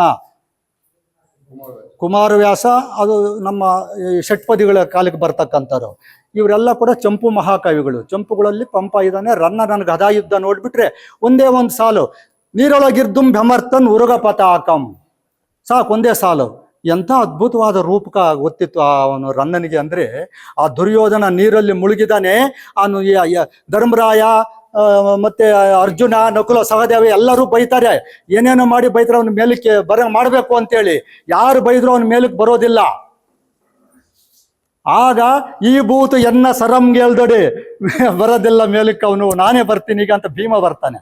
ಭೀಮ ಬಂದು ಬಹಳ ಅತ್ಯಂತ ಕಟುವಾದ ನುಡಿಗಳಿಂದ, ತೀಕ್ಷ್ಣವಾದ ನುಡಿಗಳಿಂದ ಅವನನ್ನ ನಿಂದನೆ ಮಾಡ್ತಾನೆ. ಆ ನಿಂದನೆಗಳನ್ನ ತಾಳಲಾರದೆ ಈಗ ಅವನು ಮೇಲಕ್ಕೆ ಬರ್ತಾನೆ. ಹೇಗೆ ಬಂದ ಅಂದ್ರೆ, ನೀರೊಳಗಿರ್ದುಂ ಭ್ರಮರ್ತನ್ ಉರುಗ ಪತಾಕಂ. ನೀರೊಳಗಿದ್ರು ಕೂಡ ಬೆವರಿದ್ನಂತೆ ಆ ದುರ್ಯೋಧನ. ನಾವು ಬೆವರದ ಯಾವಾಗ ಅತ್ಯಂತ ಶಾಖ ಉಷ್ಣ ಜಾಸ್ತಿ ಆಗಿದ್ದಾಗ ಬೆವರ್ತೀವಿ. ಅವನು ತಣ್ಣೀರಲ್ಲಿದ್ದಾನೆ, ಸರೋವರದ ಒಳಗಡೆ ಮುಳ್ಕೊಂಡಿದ್ದಾನೆ. ಆ ನೀರೊಳಗಿದ್ರೂ ಕೂಡ ಆ ಮೈ ಬೆವತು ಬಿಡುತ್ತಂತೆ ಅವನಿಗೆ. ಯಾತಕ್ಕೆ? ಆ ಭೀಮನ ಆ ಕಟುವಾದ ನಿಂದನಗಳ ನುಡಿಗಳನ್ನು ಕೇಳಿ ಅವನಿಗೆ ಅಂತ ರೋಷ ಬಂತು. ಇದನ್ನು ಹೇಳಬೇಕಾದ್ರೆ ಒಂದೇ ಒಂದು ಸಾಲು, ಅದು ಆ ರೂಪಕ ಶಕ್ತಿ ಆ ರನ್ನನಿಗೆ ಇತ್ತು. ಎಲ್ಲ ಕವಿಗಳಲ್ಲೂ ಅಂತ ಒಂದು ಇದನ್ನು ನಾವು ನೋಡ್ಬೋದು. ಕನ್ನಡದ ಕವಿಗಳು ಅಂತ ಶ್ರೇಷ್ಠವಾದ ಕವಿಗಳು ಅವರು. ಜನ್ನ ಅವನ ಯಶೋಧರ ಚರಿತ್ರೆಯಲ್ಲಿ ಅದ್ಭುತವಾಗಿ ಒಂದೇ ಒಂದು, ಮನಸ್ಸಿಜನ ಮಾಯೆ ವಿಧಿ ವಿಳಸನದ ನರಂಬುಡೆಯ ಕೊಂದು ಕೂಗದೆ ನರರ. ಯಶೋಧರ ಚರಿತ್ರೆಯಲ್ಲಿ ಯಶೋಧರ ರಾಜಕುಮಾರ ಅತ್ಯಂತ ಬಹಳ ವಿಜೃಂಭಣೆಯಿಂದ ರಾಜ್ಯವನ್ನು ಪಾಲನೆ ಮಾಡತಕ್ಕಂಥ ಕೀರ್ತಿವಂತ ರಾಜಕುಮಾರ ಯಶೋಧರ. ಅವನ ಪತ್ನಿ ಅಮೃತಮತಿ, ಆಕೆಯ ಸ್ಪೃದ್ರೂಪಿ ಅತ್ಯಂತ ಸೌಂದರ್ಯವತಿ ಪತ್ನಿ ಅಮೃತಮತಿ. ಆದರೆ ದುರದೃಷ್ಟವಶಾತ್ ಒಂದು ಮಧ್ಯರಾತ್ರಿಯಲ್ಲಿ ಮಲಗಿದ್ದಾಗ ಯಾರೋ ಒಬ್ಬನು ಅಷ್ಟಾವಕ್ರ, ಅವನು ಇಡೀ ಶರೀರವೆಲ್ಲ ವಕ್ರವಾಗಿದೆ, ಅಂತಹ ಅಷ್ಟಾವಕ್ರ ಎಲ್ಲೋ ಮಧ್ಯರಾತ್ರಿಯಲ್ಲಿ ಒಂದು ಸುಮಧುರವಾದ ಗಾನವನ್ನು ಹಾಡ್ತಾನೆ. ಆ ಗಾನವನ್ನು ಕೇಳಿದ ಕೂಡಲೇ ಆ ಗಾನಕ್ಕೆ ಅಮೃತವತಿ ಮನಸೋತು ಬಿಡ್ತಾಳೆ. ಮನಸೋತು ಅವನನ್ನು ನೋಡಬೇಕು ಅಂತಂದೇಳಿ ಗಂಡ ಮಲಗಿದ್ದಾಗ ಎದ್ದು ಅವನ ಹತ್ರ ಹೋಗ್ತಾಳೆ. ಗಂಡನಿಗೆ ಗೊತ್ತಿಲ್ಲದಲೇನೆ ಅವನ ಜೊತೆಯಲ್ಲಿ ಸಂಪರ್ಕವನ್ನು ಬೆಳೆಸ್ತಾಳೆ. ಇದನ್ನ ಕವಿ ಹೇಳ್ತಾನೆ, ಮನಸ್ಸಿಜನ ಮಾಯೆ ವಿಧಿ ವಿಳಸನದ ನೆರಂಬುಡೆಯೇ ಕೊಂದು ಕೂಗದೆ ನರರ. ಆ ಮನ್ಮಥನ ಮಾಯೆ, ಮನಸ್ಸಿಜ ಅಂದರೆ ಮನ್ಮಥ, ಅವನ ಮಾಯೆ. ಆಕೆಯ ವಿಧಿ ಅಮೃತಮತಿ ಇದ್ದಳು, ಮೃತಮತಿ ಆದ್ಲು. ಹೆಸರು ಅಮೃತಮತಿ, ಈಗ ಆಕೆ ಮೃತಮತಿ ಆದ್ಲು. ಆ ವಿಧಿ ವಿಳಸನದ ನೆರಂಬುಡೆಯೇ ಕೊಂದು ಕೂಗದೆ ನರರ. ಕೊನೆಗೆ ಆ ಯಶೋಧರ ಹೋಗ್ತಾನೆ, ಯಶೋಧರ ಹಿಂಬಾಲಿಸ್ತಾನೆ. ಅವನಿಗೆ ಅನುಮಾನ ಬರುತ್ತೆ, ದಿನ ರಾತ್ರಿ ಎದ್ದು ಎಲ್ಲೂ ಹೋಗ್ತಿದ್ದಾಳೆ ಇವಳು ಅಂತೇಳಿ ಅನುಮಾನ ಬಂದು ಒಂದು ದಿನ ರಾತ್ರಿ ಹಿಂಬಾಲಿಸ್ತಾ ಹೋಗ್ತಾನೆ. ಅಷ್ಟಾವಕ್ರ ಅವಳನ್ನ ನೀನು ಯಾಕೆ ಇಷ್ಟು ಲೇಟಾಗಿ ಬಂದೆ ಅಂತೇಳಿ ಅತ್ಯಂತ ಕಟುವಾದ ಕಾಲಲ್ಲಿ ಒದಿತಾನೆ, ಹಿಂಸೆ ಕೊಡ್ತಾನೆ. ಆದರೂ ಕೂಡ ಅವಳು ಇಲ್ಲ ಮಹನೀಯರೇ, ನನಗಿಂತ ನನ್ನ ಗಂಡ ಬೇಗನೆ ಮಲಗಲಿಲ್ಲ, ಮಾತಾಡ್ತಾ ನನಗೆ ತೊಂದರೆ ಕೊಟ್ಟ, ಹಾಗೆ ಅದಕ್ಕೆ ವಿಳಂಬ ಆಯಿತು ಅಂತ ಹೇಳ್ತಾಳೆ. ಅದನ್ನು ನೋಡಿ ಇವನಿಗೆ ಯಶೋಧನಿಗೆ ಖಡ್ಗ ತೆಗೆದು ಇಬ್ಬರನ್ನು ಸಾಯಿಸ್ಬೇಕು ಅಂತ ಮನಸ್ಸು ಬರುತ್ತೆ. ಆದರೆ ಅವರು ಜೈನ ಮತ ಅನುಯಾಯಿಗಳು, ಅಹಿಂಸಾ ಪರಮೋ ಧರ್ಮ, ಅಹಿಂಸಾ ಪರಮೋ ಧರ್ಮ, ಅಹಿಂಸೆಯನ್ನು ಮಾಡಲೇ ಕೂಡುದು ಅಂತಕ್ಕಂಥದ್ದು ಅವರ ಧರ್ಮ ಹೇಳುತ್ತೆ. ಆದ್ರಿಂದ ಕಿತ್ತಂತಹ ಕತ್ತಿಯ ಹೊರೆಯಿಂದ ಕತ್ತಿಯಿಂದ ತೆಗೆದಿದ್ದಾನೆ ಸಾಯಿಸ್ಬೇಕು ಅಂತ, ಮತ್ತೆ ಕತ್ತಿಯನ್ನು ಹೊರೆಯಲ್ಲೇ ಇಟ್ಟು ಹಿಂದಕ್ಕೆ ಬಂದ್ಬಿಡ್ತಾನೆ. ಯಾಕಂದ್ರೆ ಅದು ಧರ್ಮಚ್ಯುತಿ ಆಗುತ್ತೆ ಅಂತೇಳಿ ಹಿಂದಕ್ಕೆ ಬಂದು ಅವನಿಗೀಗ ಅಮ್ಮನಿಗೆ ಹೇಳ್ಬೇಕು, ಸತ್ಯವನ್ನು ಹೇಳಿದ್ರೆ ಅಮ್ಮ ಮತ್ತೆ ಇನ್ನೇನೋ ಆಗ್ಬಿಡ್ತಾಳೆ ಅಂತಂದೇಳಿ ಬಹಳ ಉದ್ವಿಗ್ನತೆಗೆ ಒಳಗಾಗ್ತಾನೆ. ಅಮ್ಮನಿಗೆ, ಅಮ್ಮ ನನಗೇನೋ ಒಂದು ದುಸ್ವಪ್ನ ಬಂದಿತ್ತು, ಬಹಳ ಕೆಟ್ಟ ಕನಸು ಅದು, ನಾನು ಏನು ಮಾಡಬೇಕು ಅಂತ ಇದ್ದಿದ್ದು, ಯಾಕೋ ನೀನು ಇಷ್ಟು ಚಿಂತೆ ಮಾಡ್ತಾ ಇದೀಯಾ, ಏನು ಭಾಳಷ್ಟು ದಿನಗಳಿಂದ ನೋಡ್ತಾ ಇದ್ದೀನಿ, ನೀನು ನೆಮ್ಮದಿಯಿಂದನೇ ಇಲ್ವಲ್ಲ, ಏನೋ ನಿನ್ನನ್ನು ಕೊರತೆ ಇದೆ ನಿನ್ನಲ್ಲಿ ಮನಸ್ಸಿನಲ್ಲಿ ಅಂತ ಕೇಳಿದಾಗ, ನಂದೇನೋ ಒಂದು ದುಸ್ವಪ್ನ ಬಂದಿತ್ತು ಅಮ್ಮ, ನನಗೆ ಬಹಳ ಕೆಟ್ಟ ಇದು ಕನಸು ಬಂದಿತ್ತು, ಅದಕ್ಕೆ ಆವಾಗ ಒಂದು ಕೋಳಿಯನ್ನು ಬಲಿ ಕೊಡು, ಆ ದುಸ್ವಪ್ನದ ನಿವಾರಣೆ ಆಗುತ್ತೆ, ದೋಷ ನಿವಾರಣೆ ಆಗುತ್ತೆ ಅಂತಾಳೆ. ಅಮ್ಮ ನಾವು ಜೈನರು, ನೀನು ಆ ಮಾತು ಹೆಂಗೆ ಹೇಳಿದೆ, ಬಲಿ ಅಂತಕ್ಕಂಥ ಮಾತು ನಮ್ಮಲ್ಲಿ ಬರಬಾರ್ದಮ್ಮ, ನೀನು ಆ ಮಾತು ಹೇಳ್ತೀಯಲ್ಲ ಅಂತ ಹೇಳಿ ಅಮ್ಮನಿಗೆ ಹೇಳ್ತಾಳೆ. ಆಕೆ ಏನಾದರೂ ಮಾಡಿ ದುಸ್ವಪ್ನ ನಿವಾರಣೆ ಆಗಬೇಕು ಮಗಂದು, ಆಯ್ತಪ್ಪ ನೀನು ನಿಜವಾದ ಕೋಳಿಯನ್ನು ಬಲಿ ಕೊಡಬೇಡ, ಒಂದು ಹಿಟ್ಟಿನ ಕೋಳಿಯನ್ನಾದರೂ ಮಾಡಿ ಆ ಹಿಟ್ಟಿನ ಕೋಳಿಯನ್ನು ತಗೊಂಡೋಗಿ ಬಲಿ ಕೊಡು, ಹಿಂಸೆ ಆಗೋದಿಲ್ವಲ್ಲ ಅಂತಾಳೆ. ಆ ಹಿಟ್ಟಿನ ಕೋಳಿಯನ್ನು ತಗೊಂಡೋಗಿ ಅವನು ದೇವಿಗೆ ಬಲಿ ಕೊಡ್ತಾನೆ. ಆಗ ಅದು ಕೋಳಿ ಕೂಗಿ ಮೇಲಕ್ಕೆ ಹಾರಿ ಹೋಗುತ್ತೆ, ಹಿಟ್ಟಿನ ಕೋಳಿ ಕೂಡ. ಅಂದ್ರೆ ಜೈನ ಮತದಲ್ಲಿ ಮನಸ್ಸಿನಲ್ಲಿ ಕೂಡ ಆ ಹಿಂಸೆ ಅಂತಕ್ಕಂಥದ್ದನ್ನ ಸಂಕಲ್ಪ ಮಾಡ್ಕೋಬಾರ್ದು, ಮನಸ್ಸಿನಲ್ಲಿ ಸಂಕಲ್ಪ ಮಾಡ್ಕೋಬಾರ್ದು. ನಾನು ಕೊಲ್ಲಬೇಕು ಅಂತಕ್ಕಂಥದ್ದು ಮನಸ್ಸಿನಲ್ಲಿ ಬಂತು ಅಂದ್ರೆ ಅದು ಕೂಡ ಮಹಾಪರಾಧ. ಅದಕ್ಕೋಸ್ಕರವಾಗಿ ಅವರ ಮನಸ್ಸಿನಲ್ಲಿ ಬಲಿ ಕೊಡಬೇಕು ಅಂತಕ್ಕಂಥದ್ದು ಬಂತಲ್ಲ, ಆ ಮಾನಸಿಕ ಸಂಕಲ್ಪದಿಂದಾಗಿ ಅವರು ಕೂಡ ಸುಮಾರು 11 ಜನ್ಮಗಳನ್ನು ಹೇಳ್ತಾರೆ ಇಬ್ರು, ಆ ತಾಯಿ ಮಗ ಇಬ್ರು, ಯಶೋಧರ ಮತ್ತು ಅವನ ತಾಯಿ, ಮತ್ತೆ ಅವರು ಪ್ರಾಣಿಗಳಾಗಿ ಅನೇಕ ರೀತಿಯ ಪ್ರಾಣಿಗಳಾಗಿ 11 ಜನ್ಮಗಳನ್ನು ಎತ್ತಿ ಕೊನೆಯ ಜನ್ಮದಲ್ಲಿ ಅಭಯ ರುಚಿ ಅಭಯಮತಿಯಾಗಿ ಅವರು ಒಬ್ಬೊಬ್ಬ ಅಲ್ಲಿರ್ತಕ್ಕಂಥ ಇವನಿಗೆ ಅಹಿಂಸೆಯಿಂದ ಅನೇಕ ಸಾವಿರಾರು ಪ್ರಾಣಿಗಳ ಹಿಂಸೆಗೆ ಬಲಿ ಕೊಡ್ತಾ ಇರ್ತಾನೆ. ಅವನನ್ನ ಆ ಅಹಿಂಸಾ ಮಾರ್ಗಕ್ಕೆ ತರ್ತಕ್ಕಂಥ ಒಂದು ಸಾಧ್ಯತೆ ಚಿಕ್ಕ ಮಕ್ಕಳಿಗೆ ಬರುತ್ತೆ, ಆ ಪುಣ್ಯ ಬರುತ್ತೆ. ಅಷ್ಟು ಜನ್ಮಾಂತರಗಳ ನಂತರ, ಅಂದ್ರೆ ಮಾನಸಿಕವಾಗಿ ಕೂಡ ನಾವು ಹಿಂಸೆಯನ್ನ ಮಾಡಬಾರದು ಅಂತಕ್ಕಂಥದ್ದು ನಮ್ಮ ಆ ಮಹಾಕಾವ್ಯಗಳಿಂದ ನಮಗೆ ತಿಳಿದು ಬರ್ತದೆ. ಇನ್ನು ನಮ್ಮ ಕುಮಾರವ್ಯಾಸ, ನಿಮಗೆಲ್ಲರಿಗೂ ಗೊತ್ತಿದೆ, ಕುಮಾರವ್ಯಾಸನು ಹಾಡಿದನೆಂದರೆ ಕಲಿಯುಗ ದ್ವಾಪರವಾಗುವುದಂತ ಕುವೆಂಪು ಹೇಳಿದಾನೆ. ರಸಋಷಿ ಕುವೆಂಪು, ಮಹಾಕವಿ ಕುವೆಂಪು ಕೂಡ ಮಹಾಕವಿನೇನೆ. ಆತನೇನೆ ಕುಮಾರವ್ಯಾಸನ ಭಾರತವನ್ನು ಕುರಿತು ಹೇಳ್ತಾನೆ, ಕುಮಾರವ್ಯಾಸನು ಹಾಡಿದನೆಂದರೆ ಕಲಿಯುಗ ದ್ವಾಪರವಾಗುವುದು ಅಂತ ಹೇಳ್ತಾನೆ. ಅಂತ ಅದ್ಭುತವಾದ ಕಾವ್ಯ ಅದು. ತಿಳಿಯ ಹೇಳುವೆ ಕೃಷ್ಣ ಕಥೆಯನ್ನು ಇಳಿಯ ಜಾಣರು ಮೆಚ್ಚುವಂತೆ, ನೆರೆಗೆ ಪಂಚಮ ಸ್ತುತಿಯನ್ನು ಒಲವೇನು ಕೃಷ್ಣ ಮೆಚ್ಚಲಿಕೆ. ಅವನು ಕೃಷ್ಣನೇ ಮಹಾನಾಯಕ. ಇಲ್ಲಿ ಪಂಪ ಅಲ್ಲಿ ಅರ್ಜುನನ ಮಹಾನಾಯಕ ಮಾಡ್ಕೊಳ್ತಾನೆ, ರನ್ನನ ಗದಾಯುಧದಲ್ಲಿ ಭೀಮನನ್ನು ಮಹಾನಾಯಕ ಮಾಡ್ಕೊಳ್ತಾನೆ. ಆದರೆ ಕುಮಾರವ್ಯಾಸ ಯಾವ ರಾಜರ ಹಂಗಿಗೂ ಒಳಗಾಗದೆ ಅವನು ಶ್ರೀಕೃಷ್ಣ ಪರಮಾತ್ಮನನ್ನೇ ಕಥಾನಾಯಕನಾಗ ಮಾಡ್ಕೊಳ್ತಾನೆ. ತಿಳಿಯ ಹೇಳುವೆ ಕೃಷ್ಣ ಕಥೆಯನ್ನು ಇಳೆಯ ಜಾಣರು ಮೆಚ್ಚುವಂತಿರೆ, ನೆರೆಗೆ ಪಂಚಮ ಶ್ರುತಿಯ ನೊರೆವೇನು ಕೃಷ್ಣ ಮೆಚ್ಚಲಿಕೆ.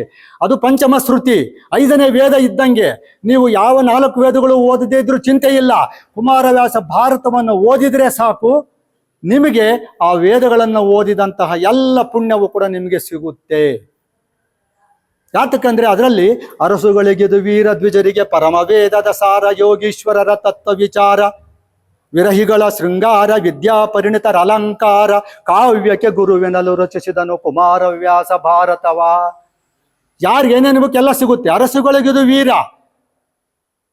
ಅರಸುಗಳಿಗೆ ರಾಜ್ಯರಿಗೆ ಅವ್ರಿಗೆ ಪರಾಕ್ರಮ ಬೇಕು, ಶೌರ್ಯ ಗುಣ ಬೇಕು, ಅದು ಸಿಗುತ್ತೆ. ದ್ವಿಜರಿಗೆ ಪರಮವೇದದ ಸಾರ, ಜ್ಞಾನಿಗಳಾಗಿರ್ತಕ್ಕಂಥವ್ರಿಗೆ ಆ ವೇದಗಳ ಸಾರ ಬೇಕಾ, ಅದು ನಿಮಗಿಲ್ಲಿ ಸಿಗುತ್ತೆ. ವಿರಹಿಗಳ ಶೃಂಗಾರ ರಸ ಅಲ್ಲಿದೆ. ವಿದ್ಯಾಪರಿಣಿತರ ಅಲಂಕಾರ, ವಿದ್ಯಾಪರಿಣಿತರಿಗೆ ಎಂತೆಂಥ ಅಲಂಕಾರಗಳು ಬೇಕು, ಇಲ್ಲಿ ಎಂತಹ ಕಾವ್ಯದ ಗುಣಗಳು ಬೇಕು, ಎಲ್ಲವೂ ಕೂಡ ನಿಮಗೆ ಇಲ್ಲಿ ಸಿಗುತ್ತವೆ. ಕಾವ್ಯಕ್ಕೆ ಗುರುವೆನಲು ರಚಿಸಿದನು ಕುಮಾರವ್ಯಾಸ ಭಾರತವ. ಕಾವ್ಯಕ್ಕೆ ಗುರುವೆನಲು. ಯಾತಕ್ಕೆ ನಾವು ಮಹಾಕಾವ್ಯಗಳನ್ನು ಓದಬೇಕು ಅಂತಂದರೆ, ಮಹಾಕಾವ್ಯಗಳನ್ನು ಯಾಕೆ ಓದಬೇಕು ಅಂದರೆ, ಈ ಕವಿರಾಜ ಮಾರ್ಗಕಾರನೇ ಮೊದಲಿಗೆ ಹೇಳ್ತಾನೆ, ಅದು 8-9ನೇ ಶತಮಾನದಲ್ಲೇ ಮೊಟ್ಟ ಮೊದಲನೆಯ ಉಪಲಬ್ಧ ಗ್ರಂಥ ನಮಗೆ ಕವಿರಾಜ ಮಾರ್ಗ. ಆಮೇಲೆ ಇವೆಲ್ಲ ಬಂದಿದ್ದು ಪಂಪ ಭಾರತ ಇವೆಲ್ಲ. ಅಲ್ಲಿ ನಾನು ಹೇಳಿದ್ನಲ್ಲ, ಕಸವರಂ ಎಂಬುದು ನೆರೆ ಸೈರಿಸಲಾರ್ಪಡೆ ಪರಧರ್ಮಮಂ ಪರವಿಚಾರಮಂ ಅಂತ, ಅದೇ ಒಂದು ಕೃತಿಯಲ್ಲಿ ಆತ ಹೇಳ್ತಾನೆ, ಯಾತಕ್ಕೆ ಮಹಾಕಾವ್ಯಗಳನ್ನು ಓದಬೇಕು ಅಂದರೆ, ಪಾಪಮಿದು ಪುಣ್ಯಮಿದು, ಹಿತಮಿದು ಅಹಿತ ರೂಪಮಿದು, ಸುಖಮಿದು ದುಃಖೋಪಾತಮಿದು ಎಂದರಿಪುಗುಂ ಆ ಮಹಾಕವಿ ಪ್ರಧಾನರ ಕಾವ್ಯಂಗಳ್. ಪಾಪಮಿದು ಪುಣ್ಯಮಿದು, ಇದು ಪಾಪ, ಇದನ್ನು ಮಾಡಬಾರದು. ಇದು ಪುಣ್ಯ, ಇದನ್ನು ಮಾಡಬೇಕು. ಪಾಪಮಿದು ಪುಣ್ಯಮಿದು, ಹಿತಮಿದು ಅಹಿತ ರೂಪಮಿದು, ಇದು ಒಳ್ಳೆಯದು, ಇದು ಕೆಟ್ಟದ್ದು. ಸುಖಮಿದು ದುಃಖೋಪಾತ್ತಮಿದು, ಇದನ್ನು ಮಾಡಿದ್ರೆ ನಿನಗೆ ಸುಖ ಸಿಗುತ್ತೆ, ಈ ದಾರಿಯಲ್ಲಿ ಹೋದ್ರೆ ನೀನು ದುಃಖದ ಒಂದು ಅವನತಿಗೆ ಒಳಗಾಗ್ತೀಯ ಅಂತಕ್ಕಂಥದನ್ನ ತಿಳಿಸಿ ಹೇಳ್ತಕ್ಕಂಥದ್ದು. ಸುಖಮದು ದುಃಖೋಪಾತ್ತಮದು ಎಂದರಿಪುಗುಂ ಆ ಮಹಾಕವಿ ಪ್ರಧಾನರ ಕಾವ್ಯಂಗಳ್. ಯಾತಕ್ಕೆ ನಾವು ಮಹಾಕವಿಗಳ ಕಾವ್ಯಗಳನ್ನು ಓದಬೇಕು ಅಂತಂದ್ರೆ, ಇದನ್ನ ನಮಗದು ತಿಳಿಸ್ಕೊಡುತ್ತೆ. ಇದು ಪಾಪ, ಇದು ಪುಣ್ಯ, ಇದು ಹಿತ, ಇದು ಅಹಿತ, ಇದು ಸುಖ, ಇದು ದುಃಖ ಅಂತಕ್ಕಂಥದ್ದನ್ನ ಹೇಳಿಕೊಡುತ್ತೆ ನಮಗೆ. ಅದಕ್ಕೋಸ್ಕರವಾಗಿ ನಾವು ಮಹಾಕಾವ್ಯಗಳನ್ನು ಓದಬೇಕು ಅಂತ. ಕುಮಾರವ್ಯಾಸ ಭಾರತದಲ್ಲಿ ಒಂದೇ ಒಂದು ಲೈನ್ ನಾನು ನಿಮಗೆ ಹೇಳ್ತೀನಿ. ಧರ್ಮರಾಯ ರಾಜಸೂಯ ಯಾಗ ಮಾಡಬೇಕು ಅಂತೇಳಿ ನಿರ್ಧಾರ ಮಾಡ್ತಾನೆ. ಮೊದಲನೇ ಅರ್ಘ್ಯಪಾದವನ್ನ ಪೂಜೆಯನ್ನು ಯಾರಿಗೆ ಸಲ್ಲಿಸಬೇಕು ಅಂತಂದೇಳಿ ಕೇಳ್ತಾನೆ. ಆಗ ಭೀಷ್ಮ ಪಿತಾಮಹರು ಶ್ರೀಕೃಷ್ಣನೇ ಯೋಗ್ಯವಾದವನು ಆ ಅರ್ಘ್ಯ ಪಾದವನ್ನು ಸಲ್ಲಿಸಲಿಕ್ಕೆ, ಪ್ರಥಮ ಪೂಜೆಯನ್ನು ಸಲ್ಲಿಸಲಿಕ್ಕೆ ಶ್ರೀಕೃಷ್ಣ ಪರಮಾತ್ಮನೇ ಯೋಗ್ಯನಪ್ಪ, ನೀನು ಅವನಿಗೇನೆ ಕರ್ಕೋಬಾ ಅಂತಂದೇಳಿ ಹೇಳ್ತಾನೆ ಭೀಷ್ಮ. ಆ ಭೀಷ್ಮರ ಮಾತಿನಂತೆ ಶಿಶುಪಾಲನಿಗೆ ಭಾಳ ಕೋಪ ಬರುತ್ತೆ, ಅದು ಮುಂದೆ ಅದು ಕಥೆ ಇದೆ. ಆಗ ಹೋಗಿ ದುರ್ಯೋಧನ ಶ್ರೀಕೃಷ್ಣನನ್ನು ಆಹ್ವಾನಿಸ್ತಾನೆ. ಇಷ್ಟನೇ ತಾರೀಕು ನಾನು ಇಂಥದ್ದು ರಾಜಸೂಯ ಮಾಡಬೇಕು ಅಂತ ನಿರ್ಧಾರ ಮಾಡಿದ್ದೀನಿ, ಅರ್ಘ್ಯ ಪೂಜೆ ನಿಮಗೆ ಮೊದಲು ಸಲ್ಲಿಸಬೇಕು ನಾನು, ಆದ್ದರಿಂದ ನೀವು ದಯವಿಟ್ಟು ಬರಬೇಕು ಅಂತ. ಆಯ್ತು ಬರ್ತೀನಿ ಹೋಗು ಅಂತ ಹೇಳಿರ್ತಾನೆ. ಈಗ ಆ ರಾಜಸೂಯ ಯಾಗ ನಡೀತಾ ಇದೆ. ಆವತ್ತು ಶ್ರೀಕೃಷ್ಣ ಬಂದಿದ್ದಾನೆ. ಅವನು ರಥದ ಸಮೇತ ಬಂದು ಊರಿನ ಆ ಹಸ್ತಿನಾಪುರದ ಹೊರವಲಯದಲ್ಲಿ ನಿಂತುಕೊಂಡು ರಥವನ್ನು ಅಲ್ಲಿಗೆ ನಿಲ್ಲಿಸಿ ದೂತರ ಮೂಲಕ ಸುದ್ದಿಯನ್ನು ಕಳಿಸ್ಕೊಡ್ತಾನೆ ಯುಧಿಷ್ಠಿರನಿಗೆ, ಕೃಷ್ಣ ಬಂದಿದ್ದಾನೆ ಈ ರೀತಿ ಅಂತ. ಅವನನ್ನು ಸ್ವಾಗತ ಮಾಡಬೇಕು ಅಂತ ಧರ್ಮರಾಯ ಎಲ್ಲರೂ ಪರಿವಾರದ ಸಮೇತ ಬರ್ತಾ ಇದ್ದಾನೆ. ಇಡೀ ಹಸ್ತಿನಾಪುರದ ಜನಗಳೆಲ್ಲರೂ ಕೂಡ ಅವರ ಮಾಳಿಗೆಗಳ ಮೇಲೆ ಬೀದಿಗಳಲ್ಲಿ ಜನ ಎಲ್ಲ ನಿಂತು ನೋಡ್ತಾ ಇದ್ದಾರೆ, ಕೃಷ್ಣ ಬರ್ತಾ ಇದ್ದಾನೆ, ಶ್ರೀಕೃಷ್ಣ ಪರಮಾತ್ಮ ಬರ್ತಾ ಇದ್ದಾನೆ ಅಂತ. ಯಾಕಂದ್ರೆ ಅಷ್ಟೊತ್ತಿಗಾಗ್ಲೇನೆ ಶ್ರೀಕೃಷ್ಣ ಬರೀ ಸಾಮಾನ್ಯ ವ್ಯಕ್ತಿ ಅಲ್ಲ, ಅವನು ಭಗವತ್ ಸ್ವರೂಪಿ ಅಂತಕ್ಕಂಥದ್ದು ಜನಜನಿತವಾಗಿರುತ್ತೆ. ಅವನು ಹುಟ್ಟಬೇಕಾದ್ರೆ ಪೂತಿನನ್ನು ಕೊಂದಿದ್ದು ಅವೆಲ್ಲ ಘಟನೆಗಳೆಲ್ಲ ಕೇಳಿ ಎಲ್ಲರಿಗೂ ಪ್ರಚಲಿತವಾಗಿರುತ್ತೆ. ಆದ್ರಿಂದ ಎಲ್ಲ ಜನನು ಸೇರಿದ್ದಾರೆ, ಶ್ರೀಕೃಷ್ಣ ಪರಮಾತ್ಮ ಬಂದಿದ್ದಾನೆ. ಈಗ ಧರ್ಮರಾಯ ಬರ್ತಾನೆ. ಧರ್ಮರಾಯ ರಥವನ್ನ ಎಳೆದು ಹೋಗಿ ಕೃಷ್ಣನನ್ನ ನಮಸ್ಕಾರ ಮಾಡಿ ಕರ್ಕೊಬರ್ಬೇಕು ಅಂತ ನಡ್ಕೊಂಡು ಬರ್ತಾ ಇದ್ದಾನೆ. ಆ ಬರ ಸಂದರ್ಭದಲ್ಲಿ ನರಕುಲಕ್ಕೆ ನಮಿಪುವುದ ತೋರ್ಪಂತೆ ನಾರಾಯಣನು ಎರಗಿದನು ನರಪತಿಯ ಪದ ತಲಕೆ. ಎಂಥ ಒಂದು ಶ್ರೇಷ್ಠವಾದ, ಇದು ಒಂದೇ ವಾಕ್ಯ ಸಾಕು ನಮ್ಗೆ ಮಹಾಕಾವ್ಯ ಯಾಕೆ ಓದಬೇಕು ಅಂತ. ನರಕುಲಕ್ಕೆ ನಮಿಪುವುದ ತೋರ್ಪಂತೆ ನಾರಾಯಣನು ಎರಗಿದನು ನರಪತಿಯ ಪದ ತಲಕೆ.